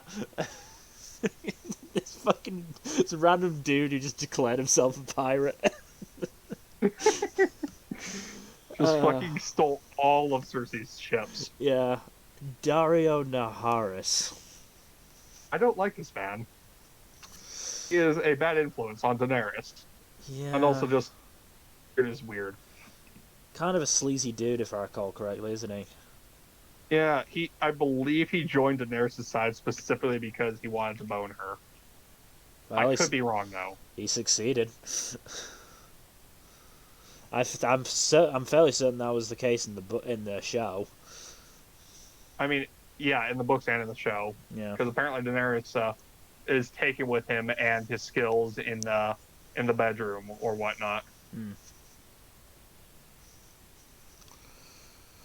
Uh.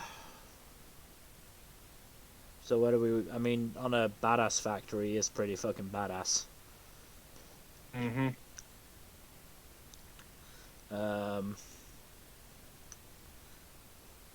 Do the books have that scene where he and Jorah go through the sewers? No, do the books have that scene? Nope. No. I might be thinking of the fan fiction, honestly. I'm fairly sure there is a scene where Jorah and Dario, and maybe somebody, I think one of the other Blood Riders, goes through the sewers of a place and opens it up for Daenerys. Mm-hmm. But yeah, I think that was a fan fiction. What else? What does Dario do other than just, sleeping around? I mean, he apparently gets he does military stuff, I think, but he gets wounded by an arrow during the siege of Marine. Pretty wimpy. Mm-hmm. Strong Belwas could take 10 arrows and keep going.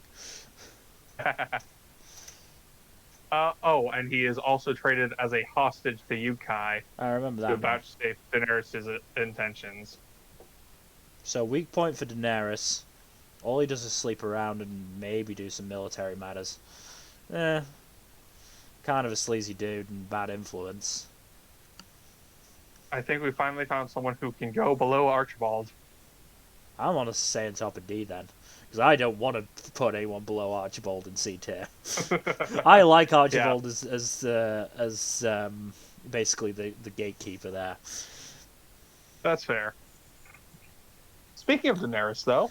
Daenerys, Stormborn, Daenerys Targaryen, Queen of Dragons. Name.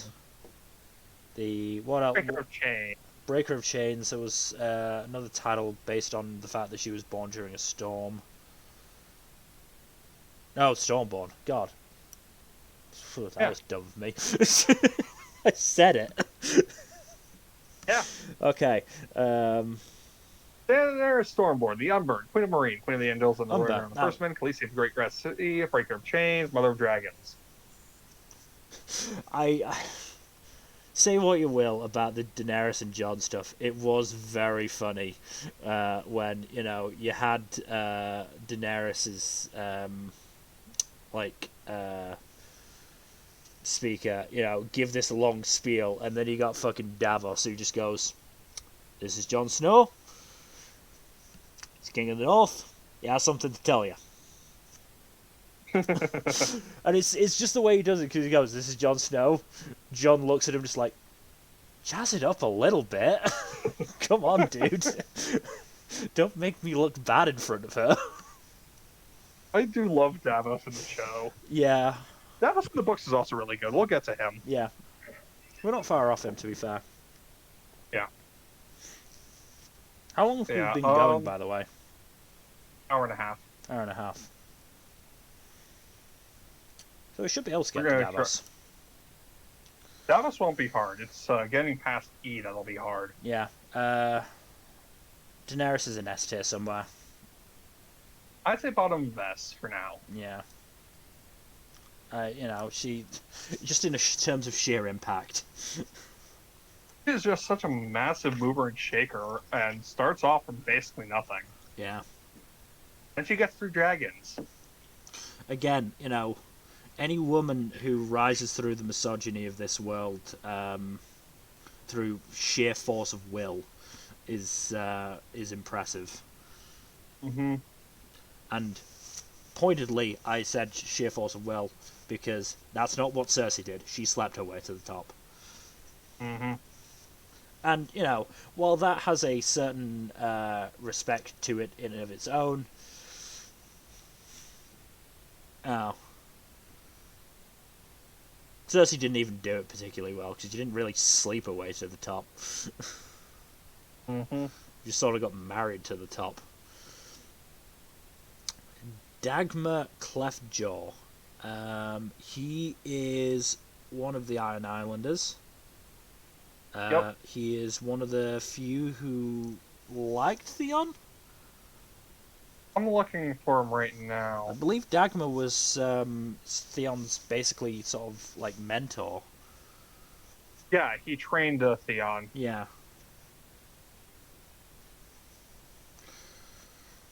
No accounting for taste, I suppose.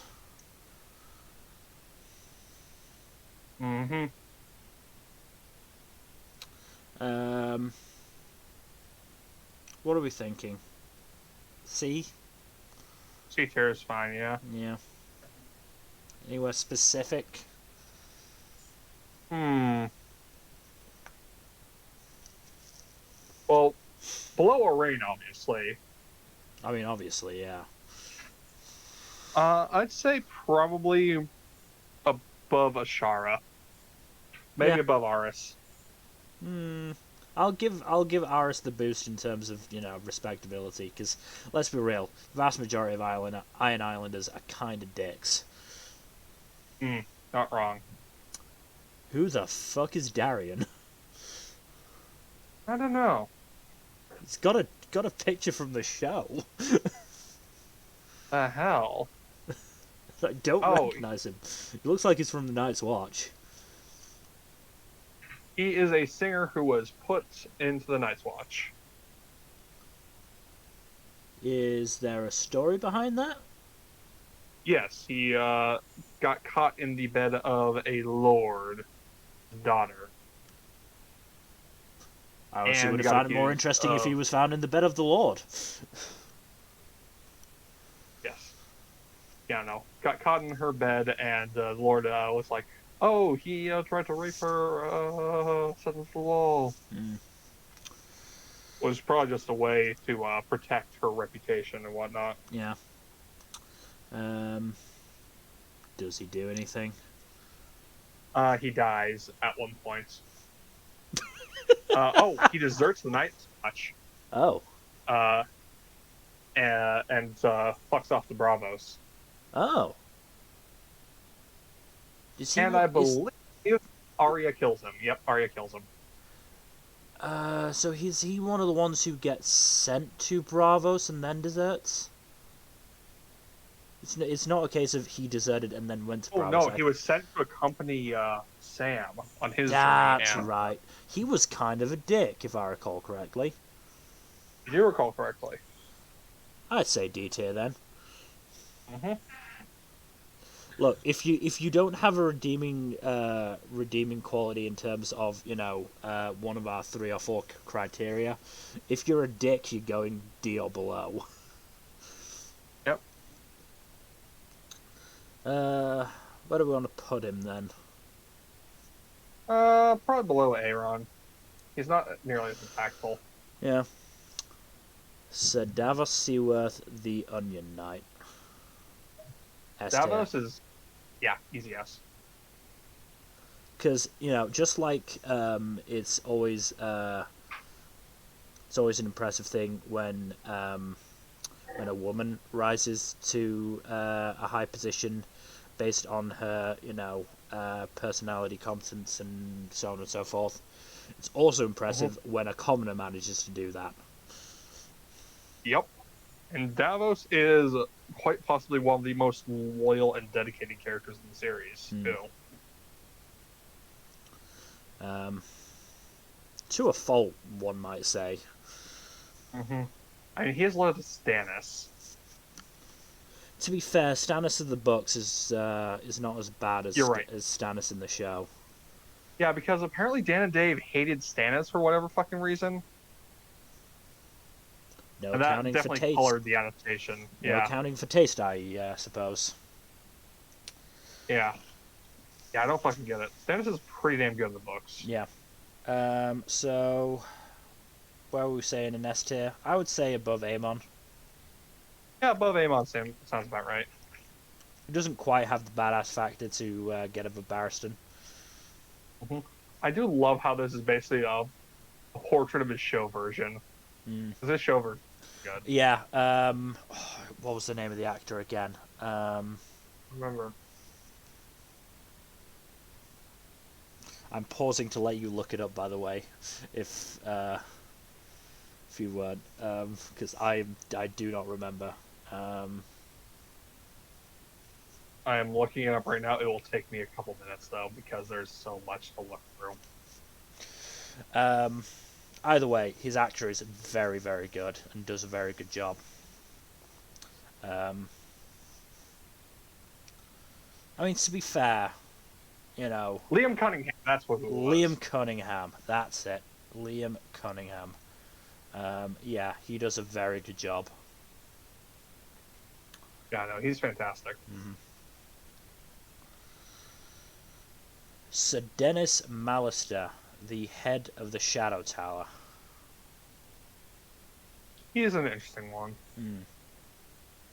It is unfortunate that his actor in the show died. Yeah. Not long after his first appearance. Mm-hmm. Um, To be fair, they don't really use a lot of characters in the show all that much. yeah, I doubt they would have used him much, but you know, ooh, we are going to get to that guy soon. Good.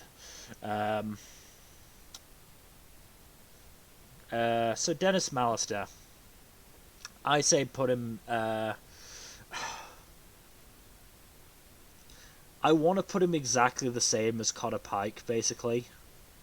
Yeah. Because they're basically equal, but obviously there is not a function for me to be able to do that. So I mean, I think Cotter Pike does have a little bit more in the show, in the books rather. yeah, What with the whole going to hard home. our home. But he is an Iron Islander, which does make him a bit more of a dick. Mm-hmm.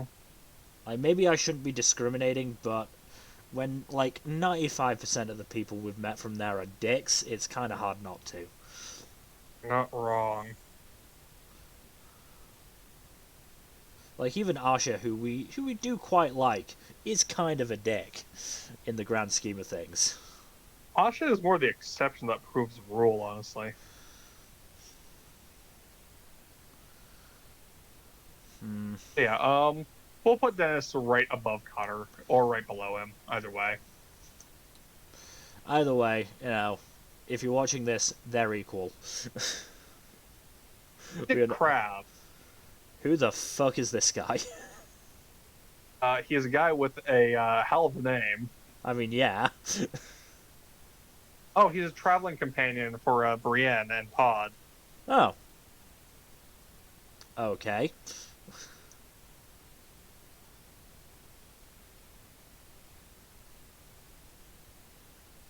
Is he good? Does he do much? He gets killed by some of the brave companions.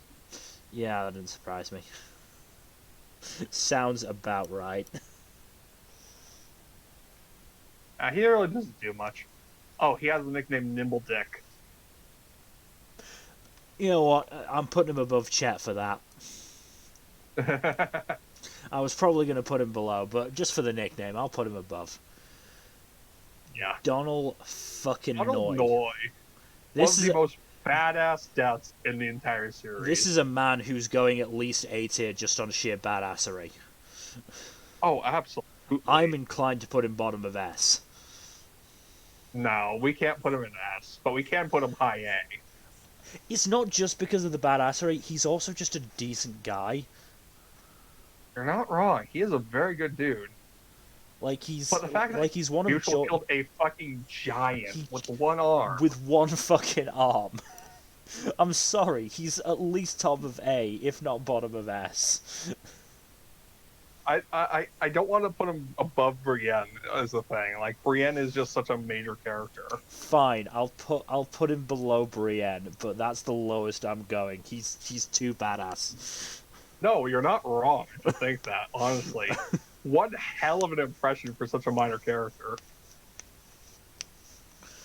Like, Just you know, fucking incredible way to go out. yeah.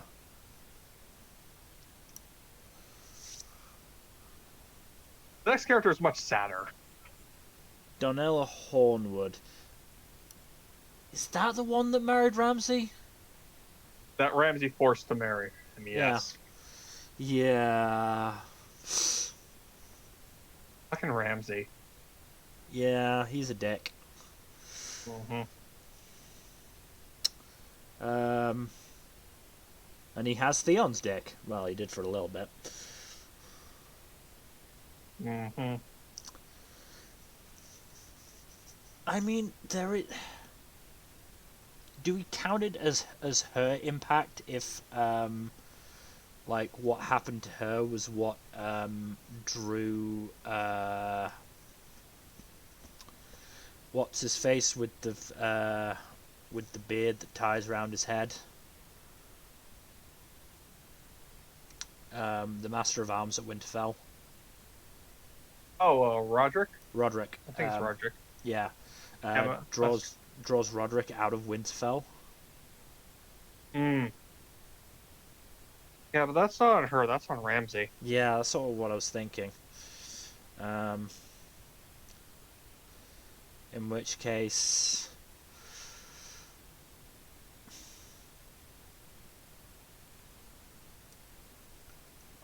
above Archibald, I guess.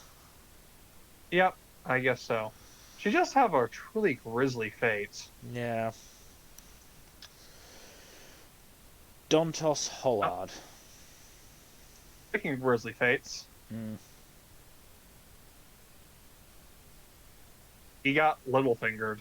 Yeah. Well, it was either that or being drowned in a barrel of wine. Mm-hmm. He did not have good options. No. I mean, he was at least nice to Sansa. He was nice to Sansa. He was a part of that storyline, which is not the most enjoyable just because it is pretty fucking depressing. Mm-hmm. It's one of the more depressing storylines Sansa's at the stuff start of the book. is mostly depressing. Yeah. Sansa has it rough. She does. So can give him props at the very least for being nice to her.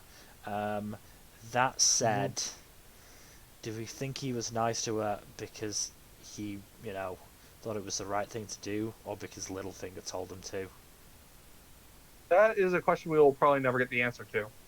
I think we can suspect. Mm-hmm. We can suspect, but we will never get a firm answer. No, we will not get a firm answer, no. Not unless somebody decides to ask Gurm, and I doubt that's top of anyone's question list. Nope. I think the top of everyone's question list is, when will you be done with Winds of Winter? And his answer, I'm sure, will be, next question. Mm-hmm. So where do you think? Low C. Yeah. Just above Archibald. Poor Archibald. Doran Martell. He is a fun one. He is a very fun one because he's a very interesting character. He's a very interesting character.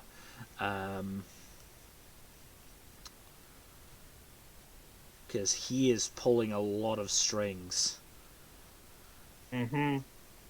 And he very much ascribes to the Gaius Sextus school of revenge, Yep. where it is a dish served extremely cold, but it's always gonna come. Oh, absolutely. What's unfortunate is that he hasn't really had a chance to actually get that revenge because most of the targets of that revenge have already been killed. Yeah, died unrelatedly. Unfortunate for him, but you know, At least Oberyn got the kill on the mountain. yeah, sort of killed the mountain. He mostly killed the mountain. Mostly Okay, killed him. he's left a little bit left over for Clegane Bowl. Yeah. Um, he's also, I think, a pretty decent dude, all told. I mean, yeah, he cares about his realm. Cares about his kingdom, cares about his family. Worst you can say is that he doesn't tell Ariane anything. But to be fair, I can't exactly blame him for that. She's not the most politically canny person. Mm. Um, I mean, his other big flaw is that he may be a bit too patient because yeah. his plans have been screwed over by acting just a bit too late. But to be fair, the people he's working against, you do not want to act rashly against Tywin Lannister. No. The Castamirs can attest to that. Mm-hmm. Or they could if they were alive. Their bones can attest to that.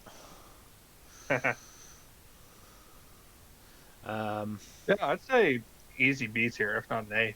I would say BT. Yeah. Do you want to put him around with his bodyguard?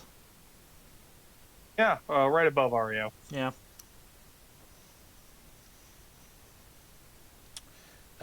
Drea, who I believe is the handmaiden that betrayed Daenerys. Only in the show. In the book, she just straight up died Oh. in the Red Waste. Damn it. God damn it. Feeling so confident about that one. Yeah, no, she died in the Red Waste of wasting disease. Well, at least she died from a fitting thing in a fitting place. Mm-hmm. Next. At least she didn't die after backstabbing Daenerys. Yeah. Drogon. Where's she going? I'd put her between Danella and Dontos. It's about, you know, it's about where we're putting the characters who didn't do much and died. Mm-hmm. Drogon is the most prominent of of Daenerys' dragons. It'll be the highest ranked one, yeah.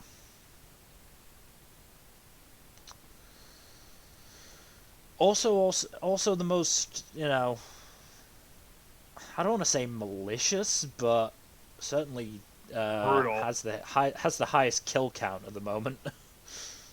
I mean, hard not to when he's like the biggest and strongest by far. Yeah. Are you going to count that against him, or is he just being a dragon? Nope. He's being a dragon, obviously. So, yeah. A tier? A tier, yeah. Question is where in A tier? Put him with Aegon? Yeah, sure. Right below Aegon. After all, he is probably descendant of Balerion. Yeah. Eddard Ned Stark. The man who started it all by dying. You poor dumb bastard. Seven L's, Ned. 7 L's. I thought you said 7 L's for a second, and I was like, yes, Ned did take a lot of L's. What's your point? Technically, I am, because I'm saying it, you know, like Mark Addy would, and he rarely emphasised the H in Hells. But, yeah. I mean, in terms of impact, we can't fault him. I mean, his death kind of kicks off the main story. Yeah. I mean, just his actions kick off the main story, really. Yeah. No, Um, he has a impact for a character who dies in the first book. and he's still interesting because we still need to know about the Tower of Joy and what happened with John, and that makes him Yep. still interesting. Um, didn't really get a chance to develop, but I think we can I safely mean, say he's a badass. oh yeah, no, he is absolutely a badass. He survived a fight with Arthur Dane and two other Kingsguard. Even if Dane died to a backstab, as we highly suspect, the fact that he survived that long is a credit to him. Yeah, it's absolutely commendable. So I Yeah, think at least A tier. honestly, he's so influential. I think he deserves an S, I even agree. only at the bottom. Yeah, I think so. So bottom of S. Yeah, can't fault that. And Sean Bean being in the show is what made me watch it in the first place. So John Bean was one of the biggest character actors in the show when it first came out. and then entirely unsurprisingly, he died. there were Oh, Dolores Head. there were two there were I can only imagine there were two camps of non-book readers. One who was like, "Oh my god, I can't believe Ned died at the end of season 1. That's so early. He was the main character, right?" And the ones who were like, "Yep, that was Sean Bean." Can't exactly be surprised to Sean Bean kicking the bucket. I'm shocked. Shocked. Well, not that shocked. I think I was a little bit of both. Of like, oh wow, killing Ned Stark off. That did come a little out of nowhere, and it was Sean Bean though. Mm-hmm. Dolores Edison Tollett. I like Ed. He's fun. He adds a sardonic charm to the wall. I think he deserves a B tier, if only just because of his numerous hilarious witticisms and depressing Yeah. humor. Oh, I do Even if love he's Ed. at the bottom of B. But Yeah, I love Ed. I He's was great. so glad how long he survived in the show, and then it all went to hell when he died. Yeah, everyone who died in the Long Night kind of got off the train before everything went to utter shit. I'm taking that as a sign that everything went to shit when Ed died. Ed was what kept that show good. I can't argue against that. Again, I just I like characters like Ed who do just have just this dry sense of humor, to not even necessarily just lighten things up, just make sure things aren't entirely depressing. Yeah, it's great. So above Alice, below Beric. Sure. Yeah, I like Dolores Ed. He's great. Edmure Tully, the poor bastard. That poor sod. Tell you who he reminds me of. Theoden from Lord of the Rings, in the sense that he is very much the lesser son of greater sires. I mean, Theomir? No, I mean Theoden. Wasn't it said about Theoden? I don't know. Theoden's the father, isn't he? Yeah, I thought that was that. I thought in the movies, I think Saruman says it to him in his at the Isengard, and I think in the books, it's what Theoden calls himself. That might be it. Anyways, poor Edmure gets overshadowed by all of his relatives. He very much does.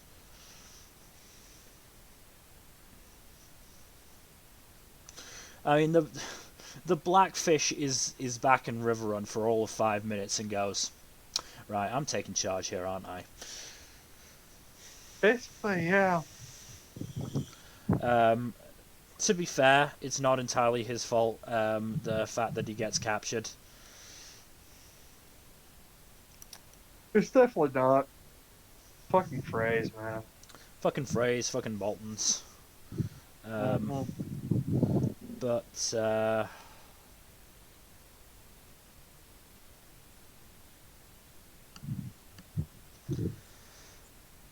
I'm honestly What are you thinking thinking? B C. here?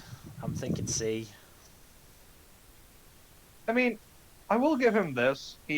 For all his strategic blunders and unfortunate luck, he does still care for the small folk, and he does. He's a good he would be a good peacetime ruler, Yeah, that's the thing. and He is. I can't fault him for struggling in wartime. To be Yeah. fair, So I think that's enough to get him a B, if nothing else. all right. I bottom of B though. Yeah, very bottom, but still, like, we can't put him above Sir Courtney Big Dick Penrose.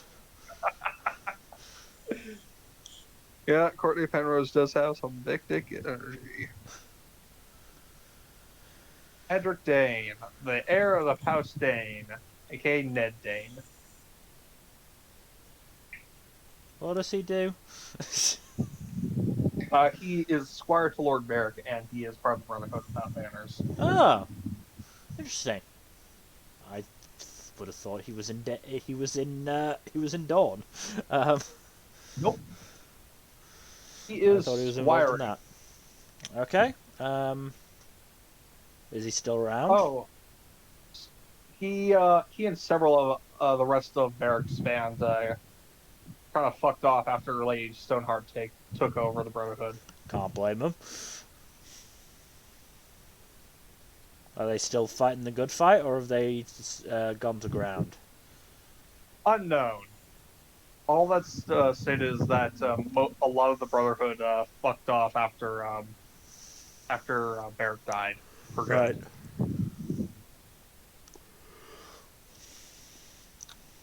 And apparently, he is the nephew to both Arthur and Ashara. Good lineage then.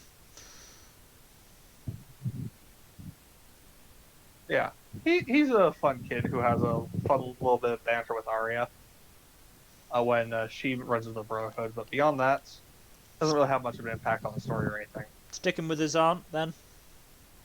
Yeah, let's put him right below his aunt. Yeah. Edric Storm. Now this is a bastard with impact. Yeah, he is, I believe, Robert Baratheon's only acknowledged bastard. Yeah. Because his mother is an actual important person. He's a noble, and I believe he was caught in bed during Stannis' wedding. Yep, that tracks. I believe that was the sequence of events, because otherwise there's no reason to associate Robert with him. So I think I think the sequence of events is gets caught with her at Stannis' wedding. She becomes pregnant. He has to acknowledge him.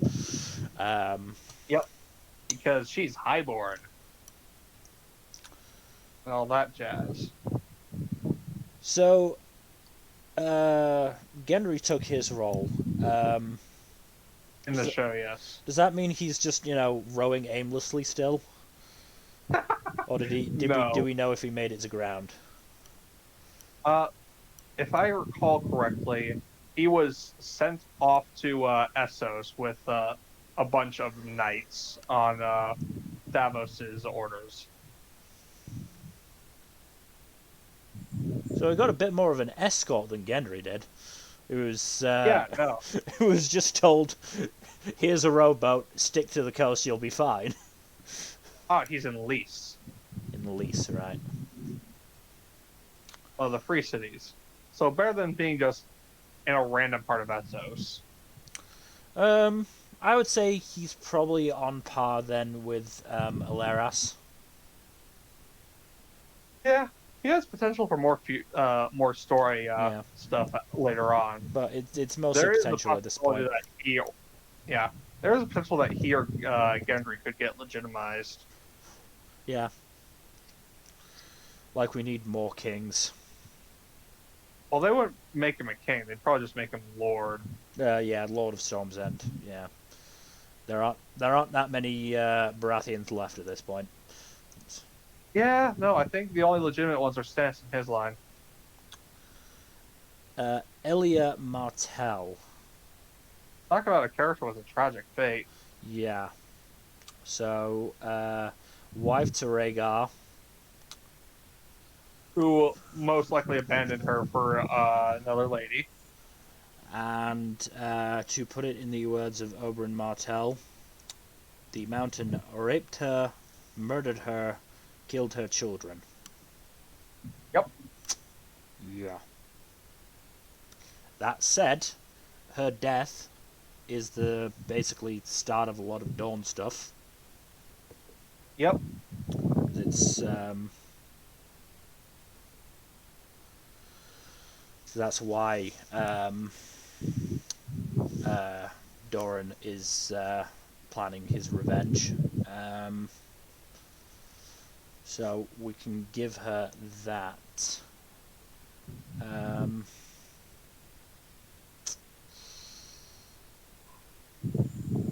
Probably B tier because of the impact of her. I'd say low B tier. Probably bottom of B tier, but yeah.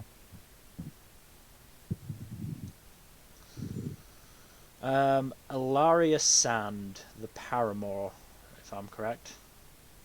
Yes. I do like her more in the books than in the Oh show. yeah, she's a lot more likable in the books.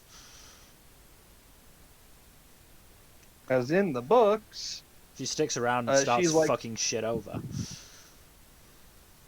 yeah. Well, in the show, she fucks shit over. Shows, In the yeah. books, In the show, she fucks shit over. yeah. In the books, she is actually really reasonable. It says like, revenge is empty. Stop seeking revenge. You will only make things worse. Yeah. Stop it. That's to discipline all her unruly children.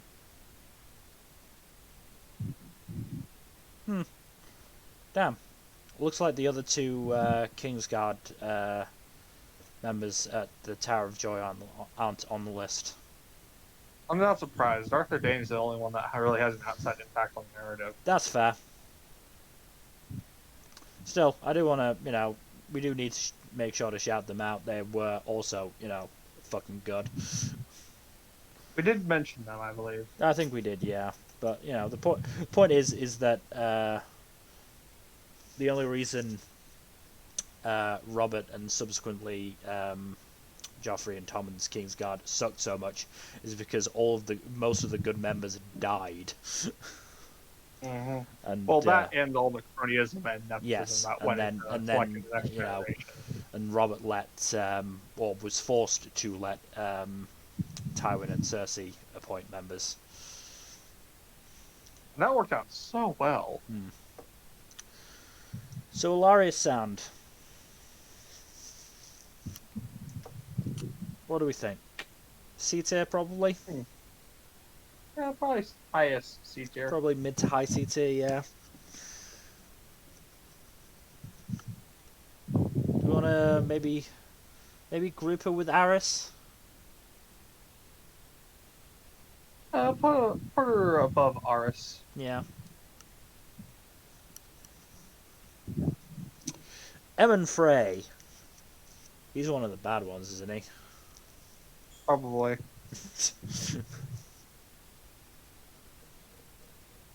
I'm looking him up right now. There's so many fucking Freys. Yeah, I know. Oh, he's the second son of Walder, and he's Jenna's husband. Oh, that's right. That's right.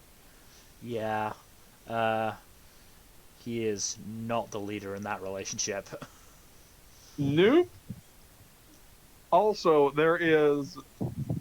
Yeah, no, he does not wear the pants at all. But he is still a decent enough guy, from what I remember. He's not the best person. Is he not? What does he do? I mean, he mostly just like boasts about being Lord of River Run, and even though that's not really an important position anymore, and absolutely does fuck all to end the actual siege. Fair enough. D-tier Oh, and then. he repeatedly insists that Edmure get hanged. Oh, is he the dumbass that threatens something and then doesn't follow through? Yes. D-tier then. Yeah, D tier. Where in D-tier? I mean, he's not as outright objectionable as like Arian or Big Walder. Probably below Aaron. Alright. Oh boy. Euron Euron? Greyjoy. Now, tell me, have you read the preview chapter for Winds of Winter that has Euron in it? If I have, I don't remember any of it. It is fucking terrifying. Oh goody.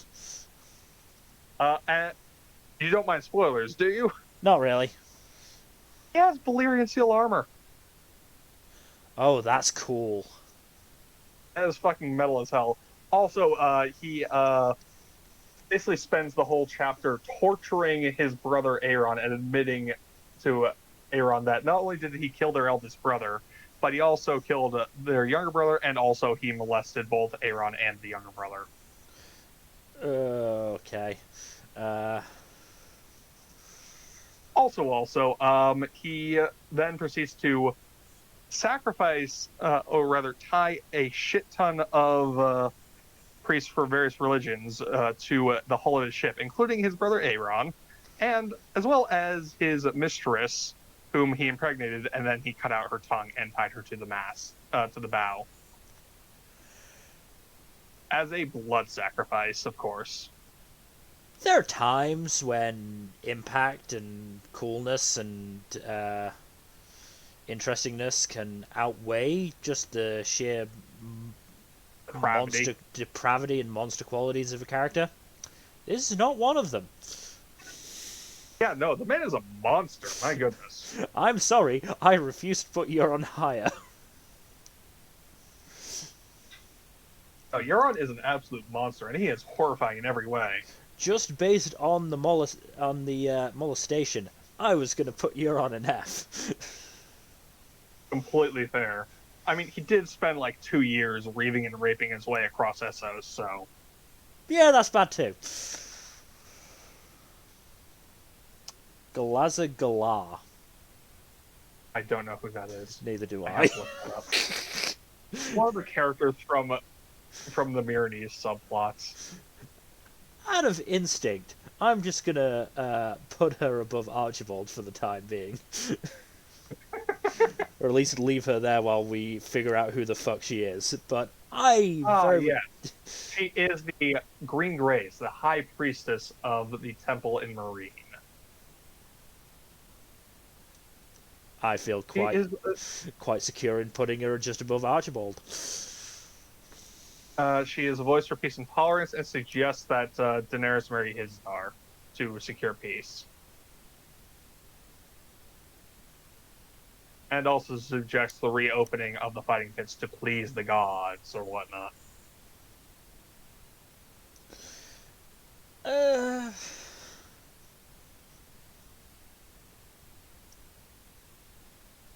It's kind of a nothing character, honestly. Yeah, but, wanting to work with the slavers. Yes, let's treat the slavers with peace and tolerance, and that'll surely work out not. And shoving Daenerys at yet another man. Is Hizdahr on here? Yep, he's on here. He is on here, yeah. Sleazeball. But on the other end of the spectrum, Garland Tyrell, the charming second son of the Tyrell family. Yes, he was the second son. Yeah, Willis. Willis, I don't Willis is believe the is. first one. Oh no, he is. He is on here. Yeah. And Willis is the one, if I recall correctly, who had his leg broken by Oberyn Martell. Yes, Willis is the one who got crippled by Oberyn. Yeah. Um, Garland. Garland is the knightly one of the most knightly and princely of the Tyrells. And gets the least focus.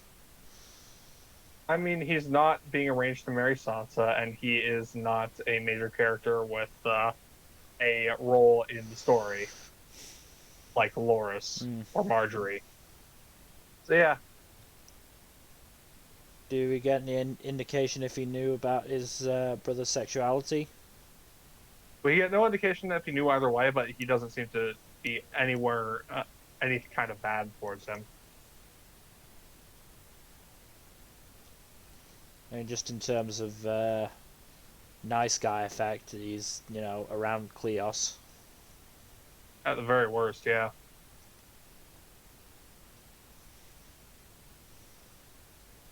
I mean, Yeah. Oh, he's also apparently a very skilled and accomplished knight, even more so than his brother. I think we can probably bump him up to maybe around Balon Swan levels. Yeah.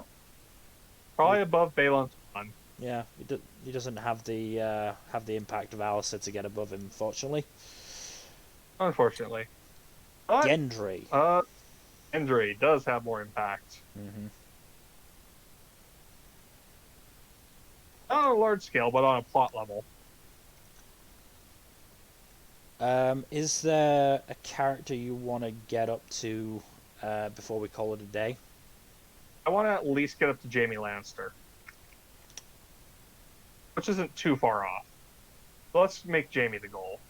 Okay, we can try, yeah. So, Gendry.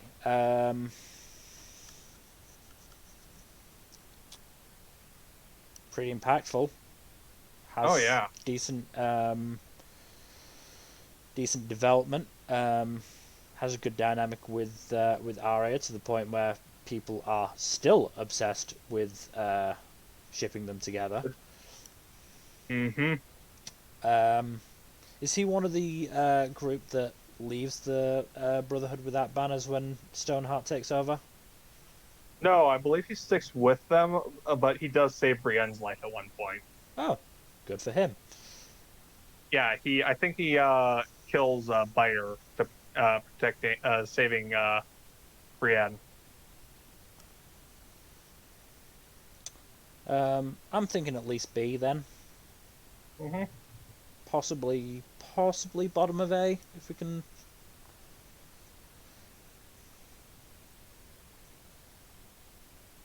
What do you think?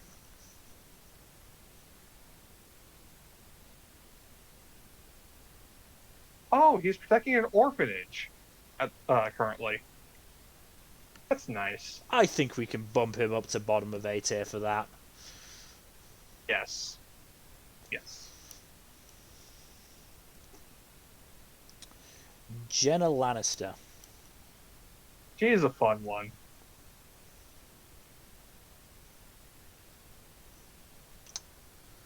So, I don't remember how much of what I remember about her is from the fan fiction I've read and how much is actually true canon. She's a fun voice of reason, from what I remember. Yes. And does Also, not like she Cersei. Has, she has apparently become quite the big, beautiful woman in recent years. Good for her.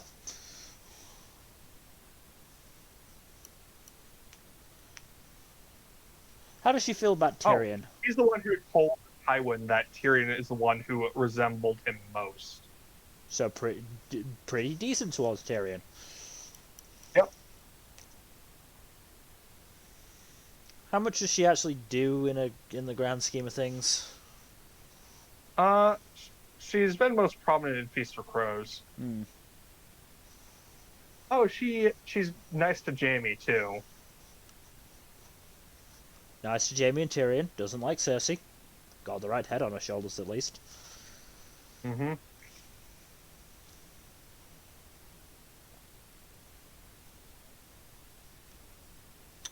For shit-talking Cersei, I do want to put her somewhere around Owain. Yes. She's a very fun character. I don't know, maybe B? I just don't think she has enough of an impact, really. Fair enough. I mean, we've put characters with less impact in B tier. Yeah, but they tend to be on the more badass side. Or memorable side, Or yeah. memorable side, yeah. And I absolutely do think that Jenna is a fun and interesting character from what I remember. But, at the end of the day, she hasn't had much of an impact yet. True. So I think put her between Balon and Owain.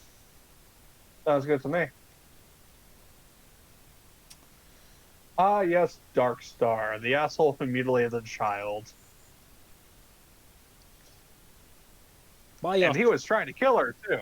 by your tone, I'm thinking Diori. Mm-hmm. I mean, he is a lame edgelord who, again, tries to assassinate Marcella, and not only fails, but fails spectacularly and is forced to flee for his fucking life.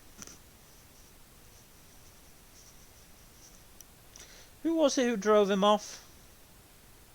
I mean, I think it was just the arrival of Arya Hoda and his crew, because that's where everything went to shit with Ariane's plan. To be fair, I'd like to see a man who doesn't run from the sight of Ariohota and his wife Axe. True, but at the same time, the plan was not to assassinate Marcella. It was to Oh no, try to crown her. I'm not saying that he's not a dickhead edgelord. I'm just saying he was probably right to run from Ariohota, Fair enough. as But Sir Aris's corpse can attest. yes, I don't know, dearie. Which do you think, Nil? Stick him at top of E. Hmm. Be aware, audience. Some of these are just arbitrary. Yes. Based Also, on like, feelings. apparently, Star was an attempt by Martin to replicate Oberyn, and an utterly failed attempt. Oh yeah, that one went badly then. Jarrus Drinkwater. I believe he is one of Quentin's companions. Yes. He is a handsome fellow who is a companion of Quentin's, and who Barristan was like, if Quentin looked like him, he would probably have better luck with Daenerys. I'll give him the edge over Archibald just based on looks. Also, apparently, both Garrus and Archibald tried to dissuade Quentin from trying to tame the dragons. Okay, I wish you'd said that before we'd made fun of Archibald thoroughly. Because that at least, gives them a sense of confidence. I'm not changing where they are, but I feel a little bad about dragging Archibald so much. Yeah. Ghost, the first of the direwolves. Yep. I don't think Lady is on here, but... I thought she was. Oh, no. Yeah. She is. Poor direwolves. Die to save budget for dragons.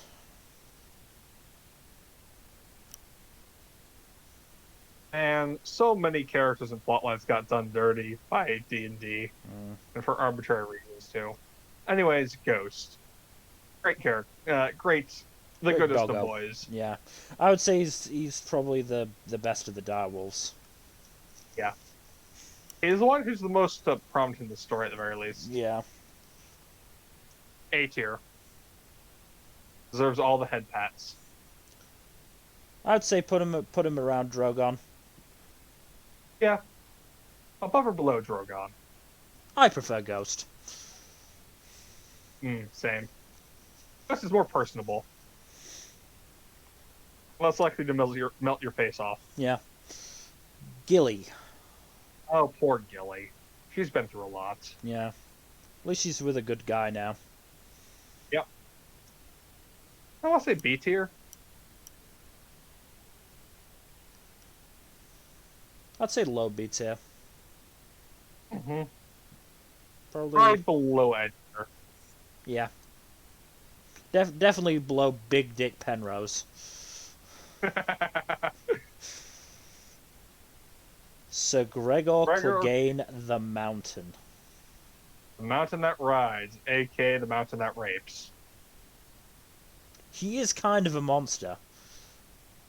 Kind of. He is a Just monster. kind of. He is a monster. Yeah. Is he a monster whose sheer badassery can save him at least from F tier?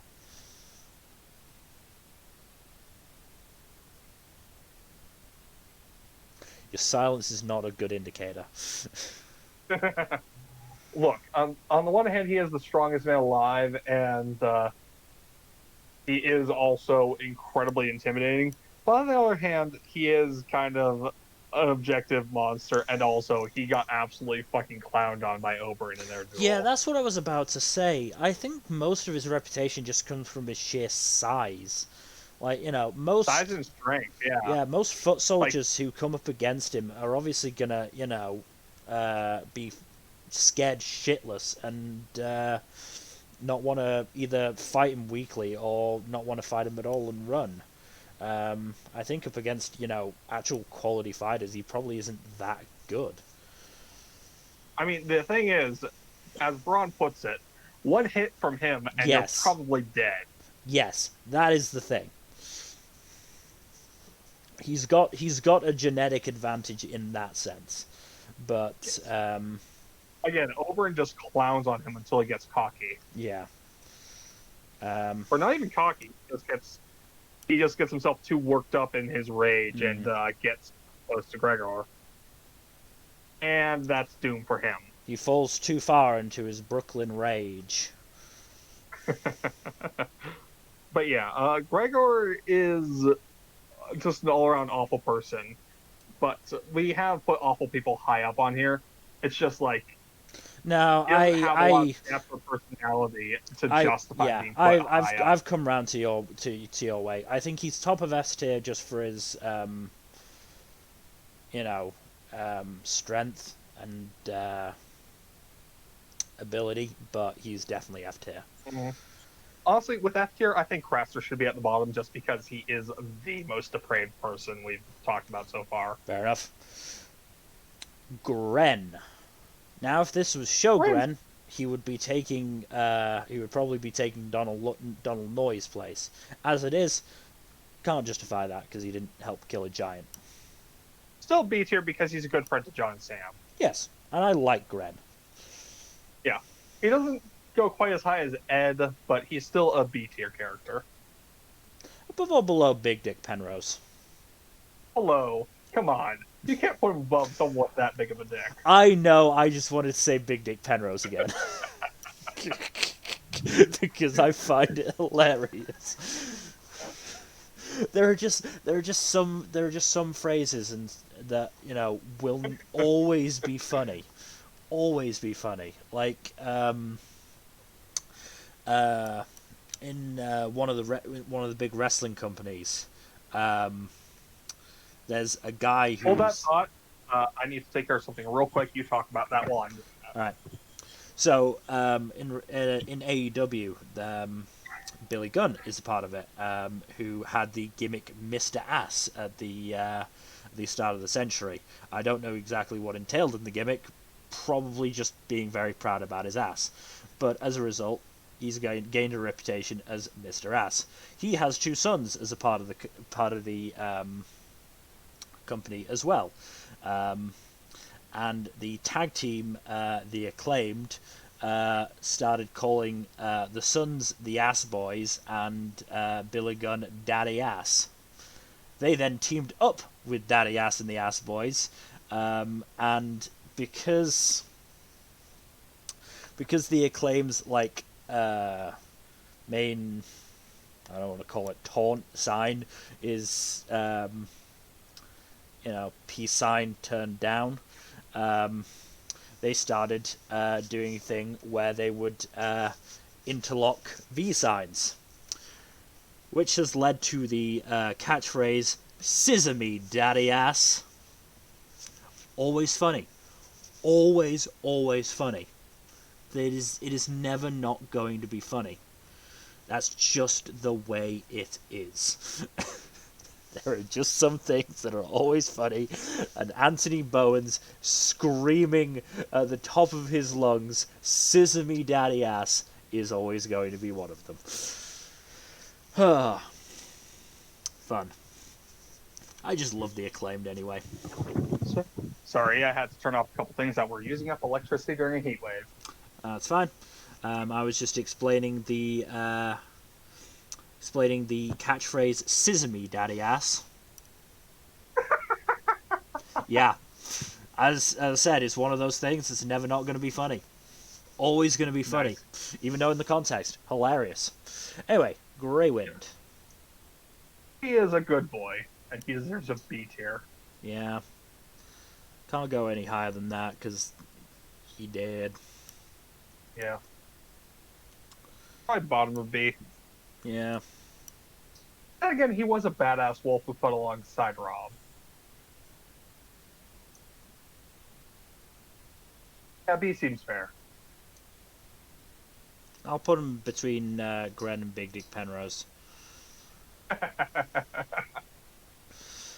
Grey Worm. Grey Worm. Is he as prominent in the books as he is in the show? He's the most prominent of the Unsullied, but he's not like as big as in the show. Yeah, it's sort of an effect of, including Belwas, and just, yeah.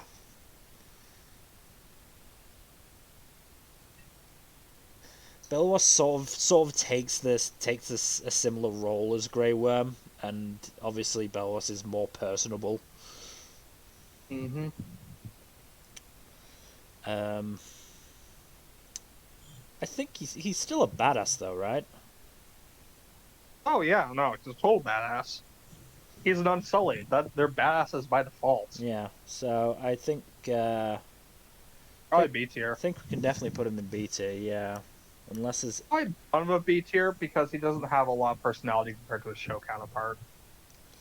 But he's still a badass regardless. I can't put somebody as competent as him below Edmure. Fair. Completely fair. Halden Halfmeister. One he of is young Griff's... Fagon's tutor. Yeah. He is Fagon's tutor, yeah. Yeah. I will continue to refer to him as Fagon because I don't buy him. Fair enough. I can't fault the logic. You're seeing the theory, of course. Yeah. Oh, I mean, I went through a period of looking up all the Song of Ice and Fire theories. Mm-hmm. Yeah, Halden Halfmeister. Nothing objectionable about him, technically. No, I'd say he's very middle of the road so far. Hasn't really gotten a massive amount to do. Probably below Crescent, though. Crescent's nice. Yeah. That's the highest he'd go. We could put him anywhere in the bottom half of C. I think he's good between Crescent and Cleos. Fair enough. Harold Harding. Harry the Air, a.k.a. Jackass McGee. Where is he? The Vale. Oh, the Vale. Oh, God. He is Robert Aaron's heir. Talk about frustrating fucking storyline. Mm-hmm. There's not much to like about the Vale, let's be honest. Ah, yeah. And to be fair, there are some good characters in the Vale. They're later on this list, but the only one I can really think of is Mia. Mia and Miranda are nice. Oh yeah, Miranda, yeah. The rest are kind of dicks. Bronzion Royce isn't too I was, bad. I was, yeah, I was about to say Bronzion Royce isn't too bad. Is he on this list? Yes, he is. Good. He's near the bottom. Yeah. They Well, didn't yeah, put his nickname in there. yeah. Who the fuck is the Widow of the Waterfront, and why is she here instead of fucking Bran Stark? I don't know. I don't know. But Harold Harding, Yeah. uh, kind of a jackass, but he's also the heir of the Vale, as it turns out, and Sansa is testing her out her new skills on him. Is she passing? Yeah, based on her previous chapter of wins, yeah. Good for her. I don't think it really helps him that he's easily manipulated, but you know. I mean, he is also a jackass, so probably low C at best, if not D.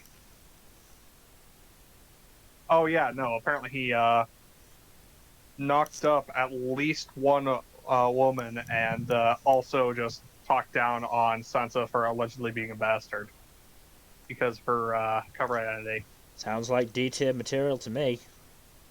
Yep, Did we put him above or below the slavery apologist? above. Most things are better than being a slavery apologist. Homeless Harry Strickland, who is the leader of the Golden Company. Oh, that's a hell of a nickname. Yeah.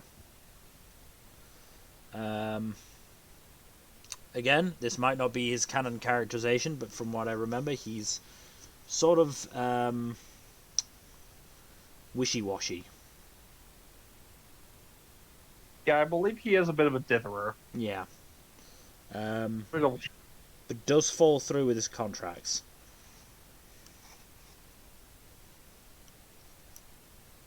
Yes. Oh yeah, he does refuse to even consider the idea of accepting a contract from Yunkai to fight Daenerys. So he's got some honor at least. Yeah. So, you know, appreciate him a bit for that.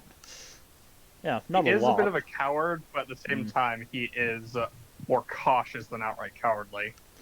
To be fair, the cautious and the cowardly are the smart people in this world. Mm.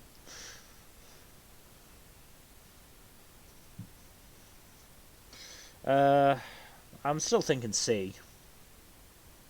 Mm-hmm.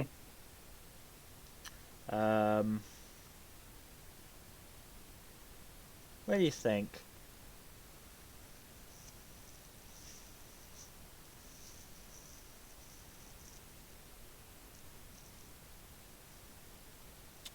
Maybe below Edric Dane? Yeah, hello, Edric Dane. Yeah. He's got some potentially interesting storylines to him, but we'll see if we ever get to them. Well, a certain Connington, the fellow, was going to be, yeah, Harris Swift. Harris I remember Swift.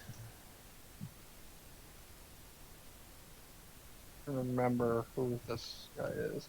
Oh, he's Oh,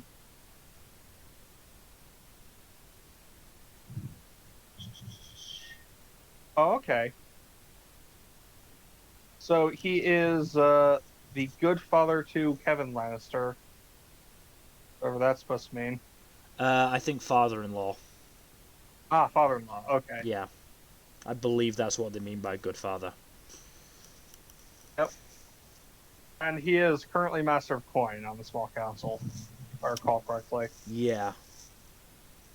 So, part of Cersei's government isn't a glowing recommendation. I believe he was appointed by Kevin in his role as Hand. Nepotism isn't a glowing recommendation. Oh, never mind. Cersei named him treasurer. Being a part of Cersei's government is not a glowing recommendation. Mm-hmm. Has he done anything outright objectionable, or is he just somebody she thinks she can control?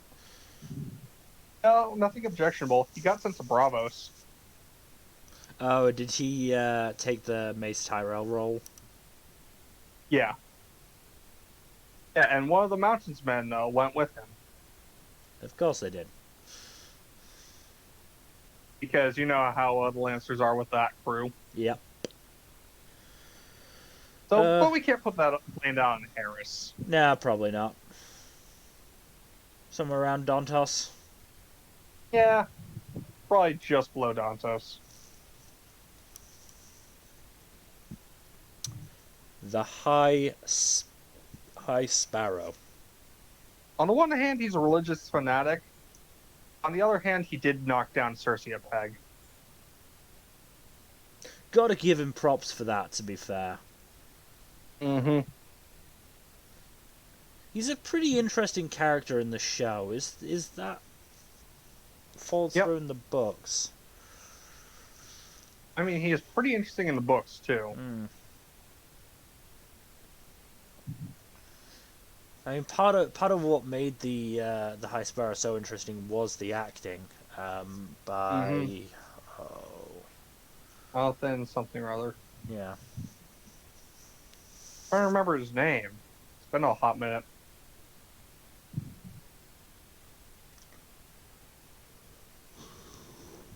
Oh, yeah, he is kind of misogynist because he believes all women are lustful.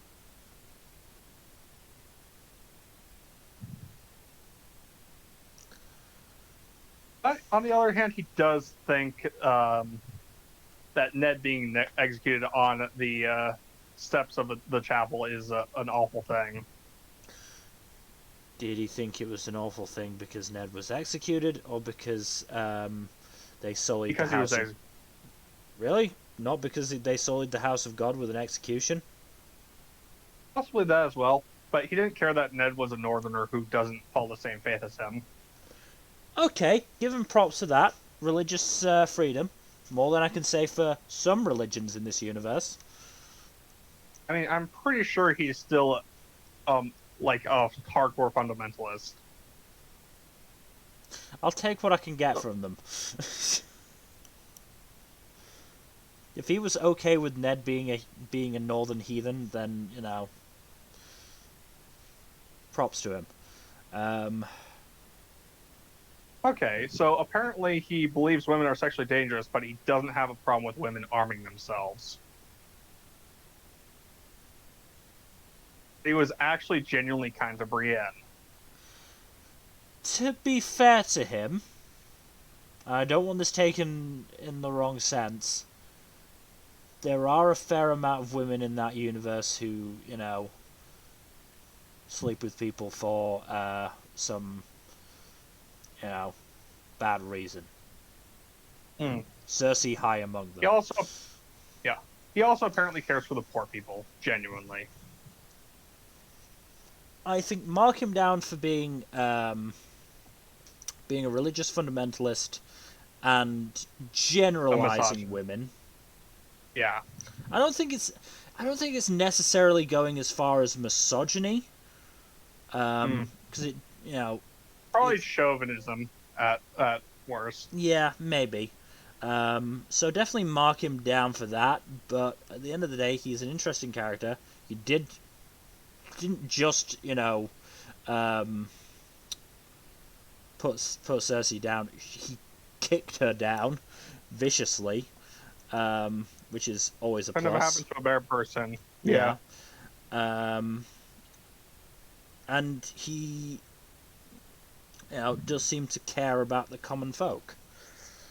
Yep. Which is more than what can be said about most of the nobility. So, I think that probably takes him to low B tier. He is, if nothing else, an interesting antagonist for the King's Landing storyline. Yeah.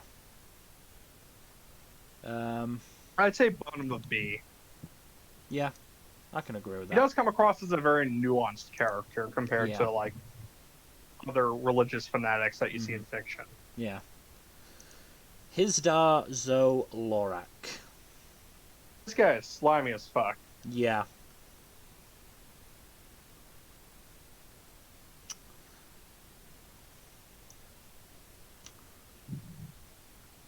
I'd apologize for thinking that, but I don't. Mm. I'm thinking it's got to be lower than the slavery apologist, seeing as he is an actual slaver. There's not like there's much redeeming qualities to him. Yeah, apparently, he when Barristan went to detain him, he was with a. Despite being married to Daenerys, he had a girl in his bed, and he let slip that he saw the girl as a bed slave. Yeah, So D-tier yeah, at the very least. he is almost certainly a mole in Daenerys' court. Oh yeah, 100%. So bottom D tier seems about right. You could at least make some argument that he has potential to be an interesting character, but he's still awful as a person I feel and like, not fun to read. yeah, I suddenly He's feel not like, fun to read. yeah, I suddenly feel like we may have placed Bowen Marsh a bit harshly. You're right. He should be higher in D tier. I don't think he's worse than the slavery apologist. Yeah, we'll put him below Harry the Heir. Because at least Harry the Heir hasn't tried to murder anybody. Yeah. Yet. Next on this list is a beloved character, Hodor! Hodor. Hodor? Hodor. Honestly, S tier. You know what? Fair. You know what? Fair. I won't Like, argue his with that. sacrifice in the show is one of the few canon points that D&D say were directly from George. Well, looking forward to that then. I'm looking forward to crying, yes. Hostine Frey.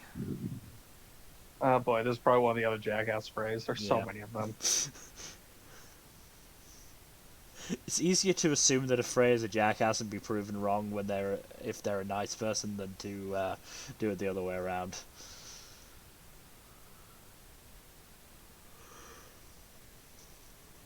Oh, he's one of the assholes who's present at Ramsay's wedding to fake Arya. Better or worse than Black Walder?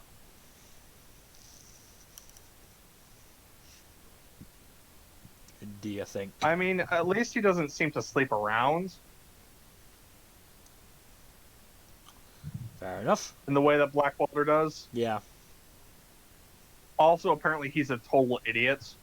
So he's in charge of the group of Freemen that are going to try to attack Stannis. Oh, that's not going to going to work out well for. That's going to end poorly. Not for Stannis. Oh, no. I can honestly imagine Stannis being insulted, just like, this is what they sent against me? Oh, I believe what he says is, Stannis refers to him as Sir Stupid and is glad that he's the one in charge of the host going to attack him. I mean, yeah, there's because it makes it easier for him. Yeah, obviously there's going to be a large part of it is like, oh, thank God it's an idiot in charge. But, you know, once the battle is over, I feel like he's just going to be like, man, I can't believe they thought so little of me. I can't believe they thought so little of me that they sent Hostine fucking Frey after me.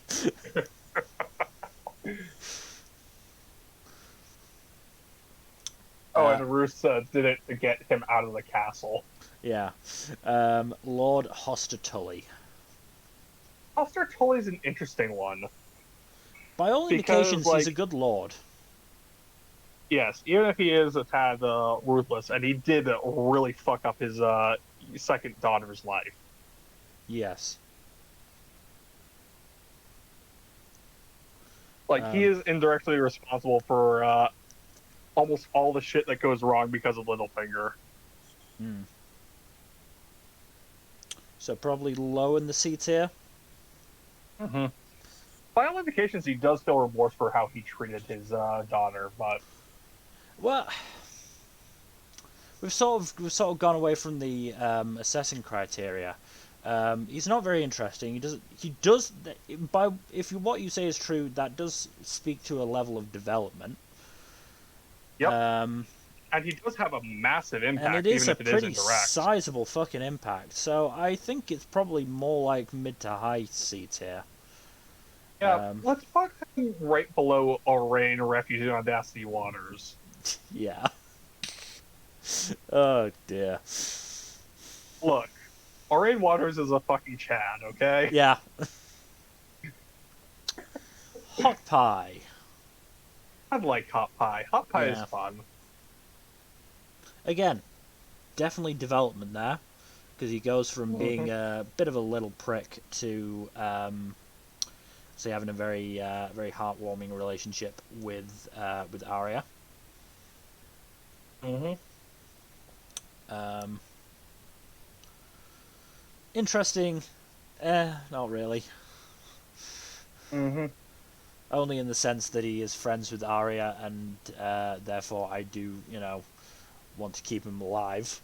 Um, Also, he apparently finds out Arya's true identity at some point before he decides to stay behind. yeah.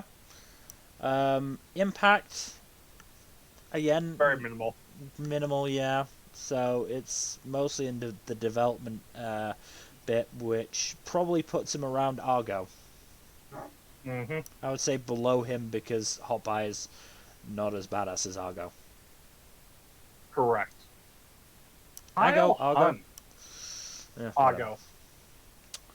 Sahil Hunt. Should be glad he doesn't have C's or K's in his name. Ooh. As it is, I am almost certain that Shobron would, and please pardon my language because this is the one swear word I don't like to abuse maliciously. Sahil Cunt. Oh, absolutely. Um. Okay, so on the one hand, he's introduced being a jackass to Brienne, Mm, trying to win a bet to see who could seduce her. right, I remember that.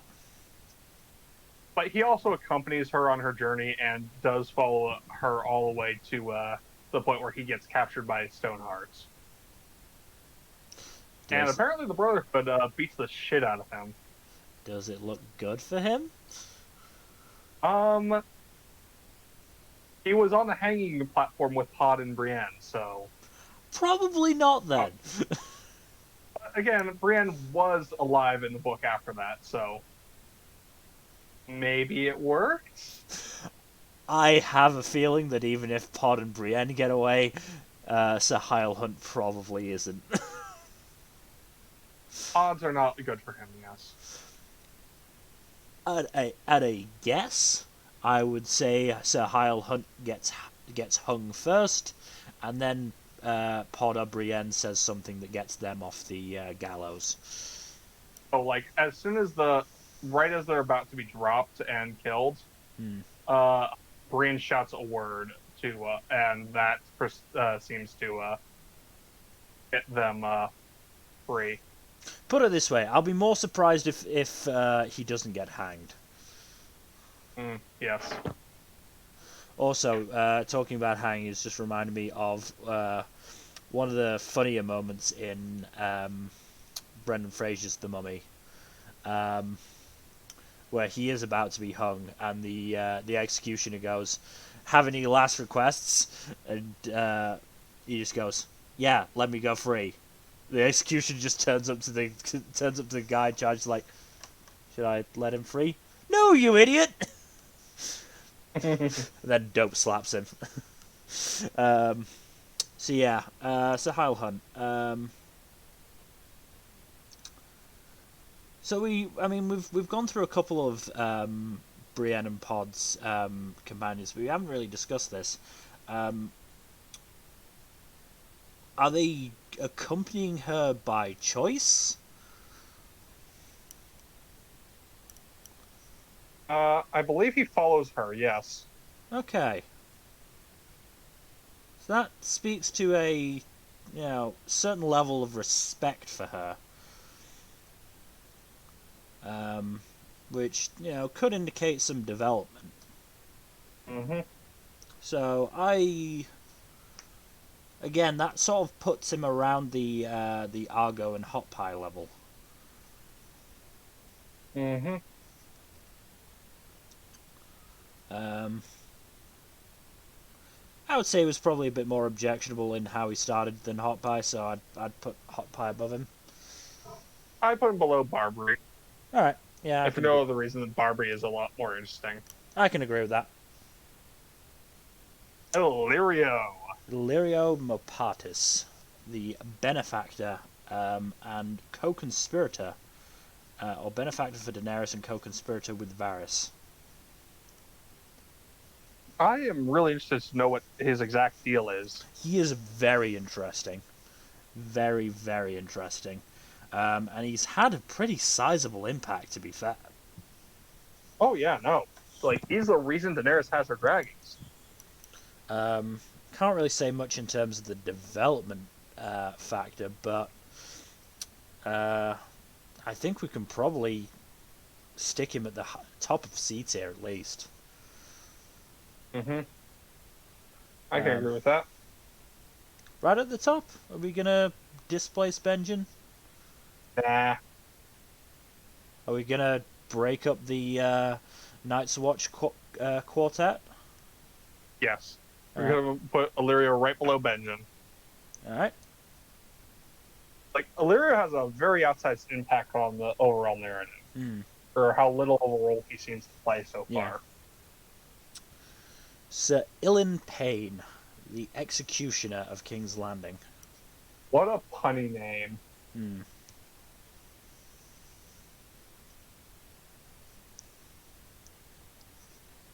So, in terms of impact, I'm not sure if we can sort of attribute Ned's death to him, really. No, that's really Joffrey's fault. He's more of the weapon than anything else. Development, he doesn't talk. There's impact. That's not. There's impact in the sense that he does help Jaime train. That the training isn't really a factor in Jaime's development necessarily, but certainly still an impact. You're right that him not being able to talk doesn't mean he can't develop, but he hasn't really. Still sort of the same guy. An interest, maybe a little interesting. He's fairly badass, to be fair to him. If he can teach Jaime swordsmanship. Apparently he got his tongue cut out because Eris heard him laughing and thought it was laughing at him. That's fun. You sure you mean fun? It's interesting, if nothing else. Yeah. Above Aris? Yeah. Above Aris. Iri, one of the Dothraki handmaidens. I don't think she died or anything like Doria did. If I recall correctly.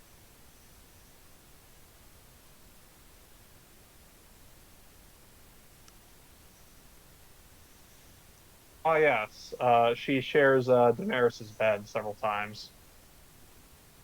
Okay.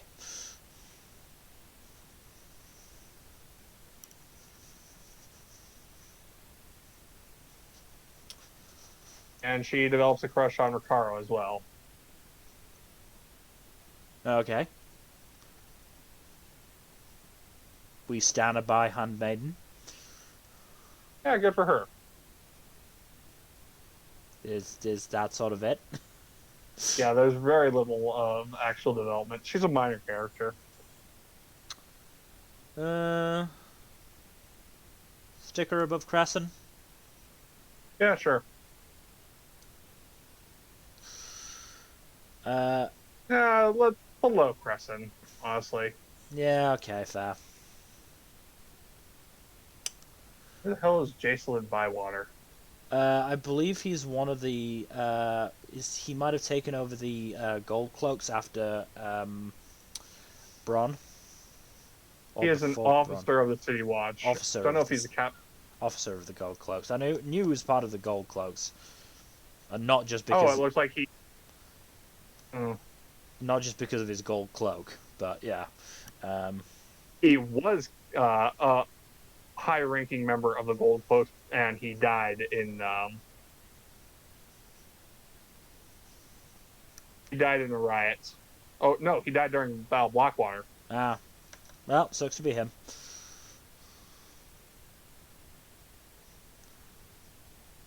That is sticking him around Archibald level unless there's something to shift him. Nope.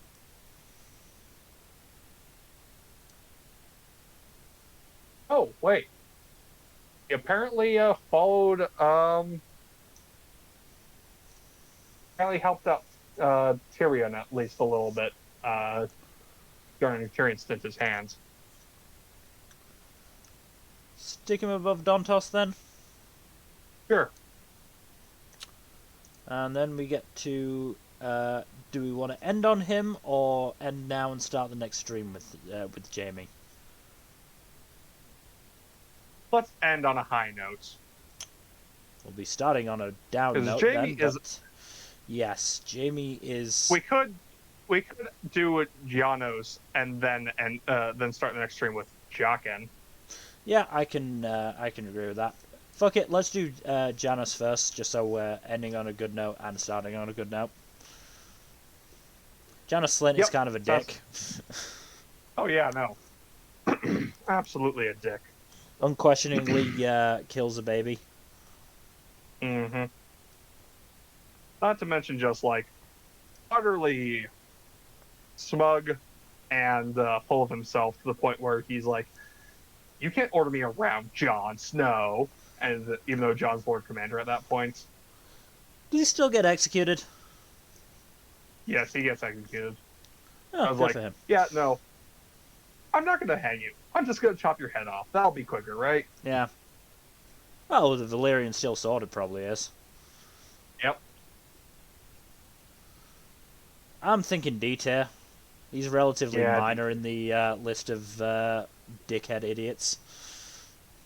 Yeah, but at the same time, he does kill a baby for on dubious orders. Below Emmon Frey. Yeah. So, Jaime fucking Lannister. S tier. Yeah. Easy. He He's has one of the most developed character arcs in the entire series. I honestly want to put him right next to Arya. Here's my issue. Yep. Even though he's turned against it, I do still need to mark him down for the incest. Fair enough. At the same time, he is just like No, honestly one of the best developed characters in the entire series. Absolutely agree with you. He's staying in S tier no matter what. I'm just saying move him down to maybe below Davos, maybe below Aemon. Below Davos. Yeah, okay. I can't that. Okay, I can acquiesce to that. But yes, otherwise he would be just behind Arya.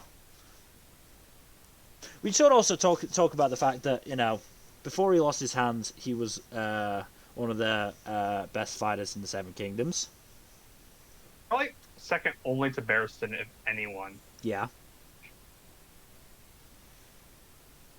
Like, sure, the Hound or the Mountain could probably outmuscle him, but he could probably outclass him in terms of sheer swordsmanship.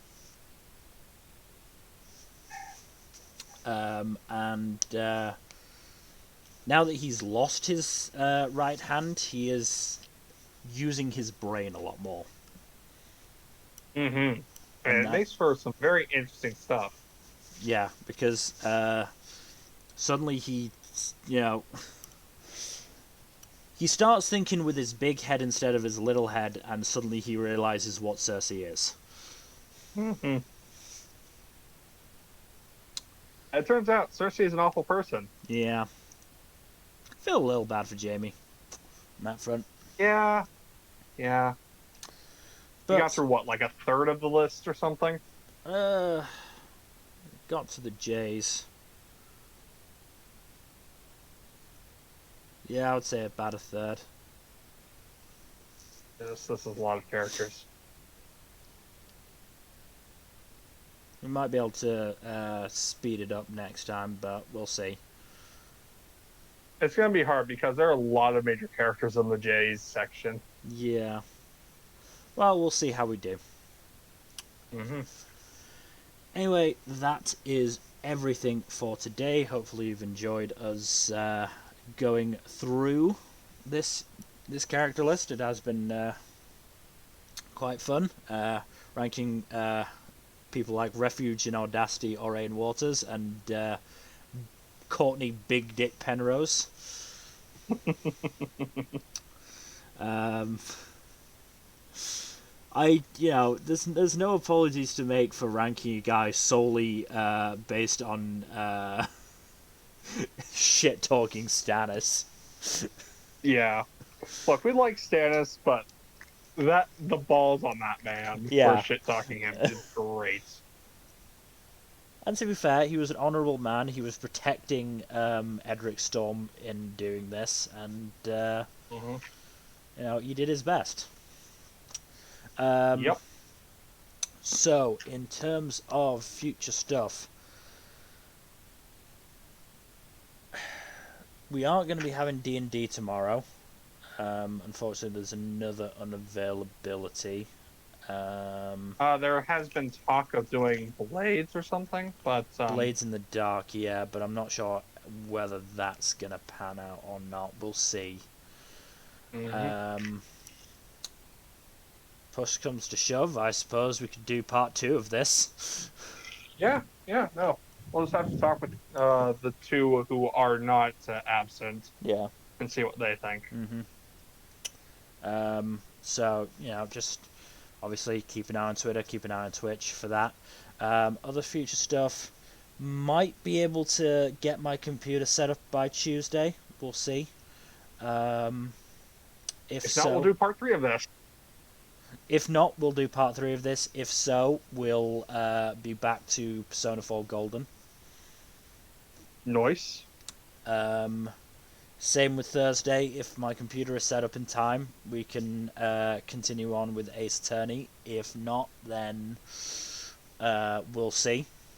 And next Saturday, we haven't scheduled anything because we weren't exactly sure where we would be. So keep watching and you'll find out is the best I can say. Yep. So again, thank you everybody for watching. Please do give us a follow here on Twitch and on Twitter at Storytime_net. And otherwise, we hope to see you tomorrow either for some tabletop shenanigans or more A Song of Ice and Fire rankings. And I'll leave you with the wise words of one of the characters on this list, Hodor. Good night. Later.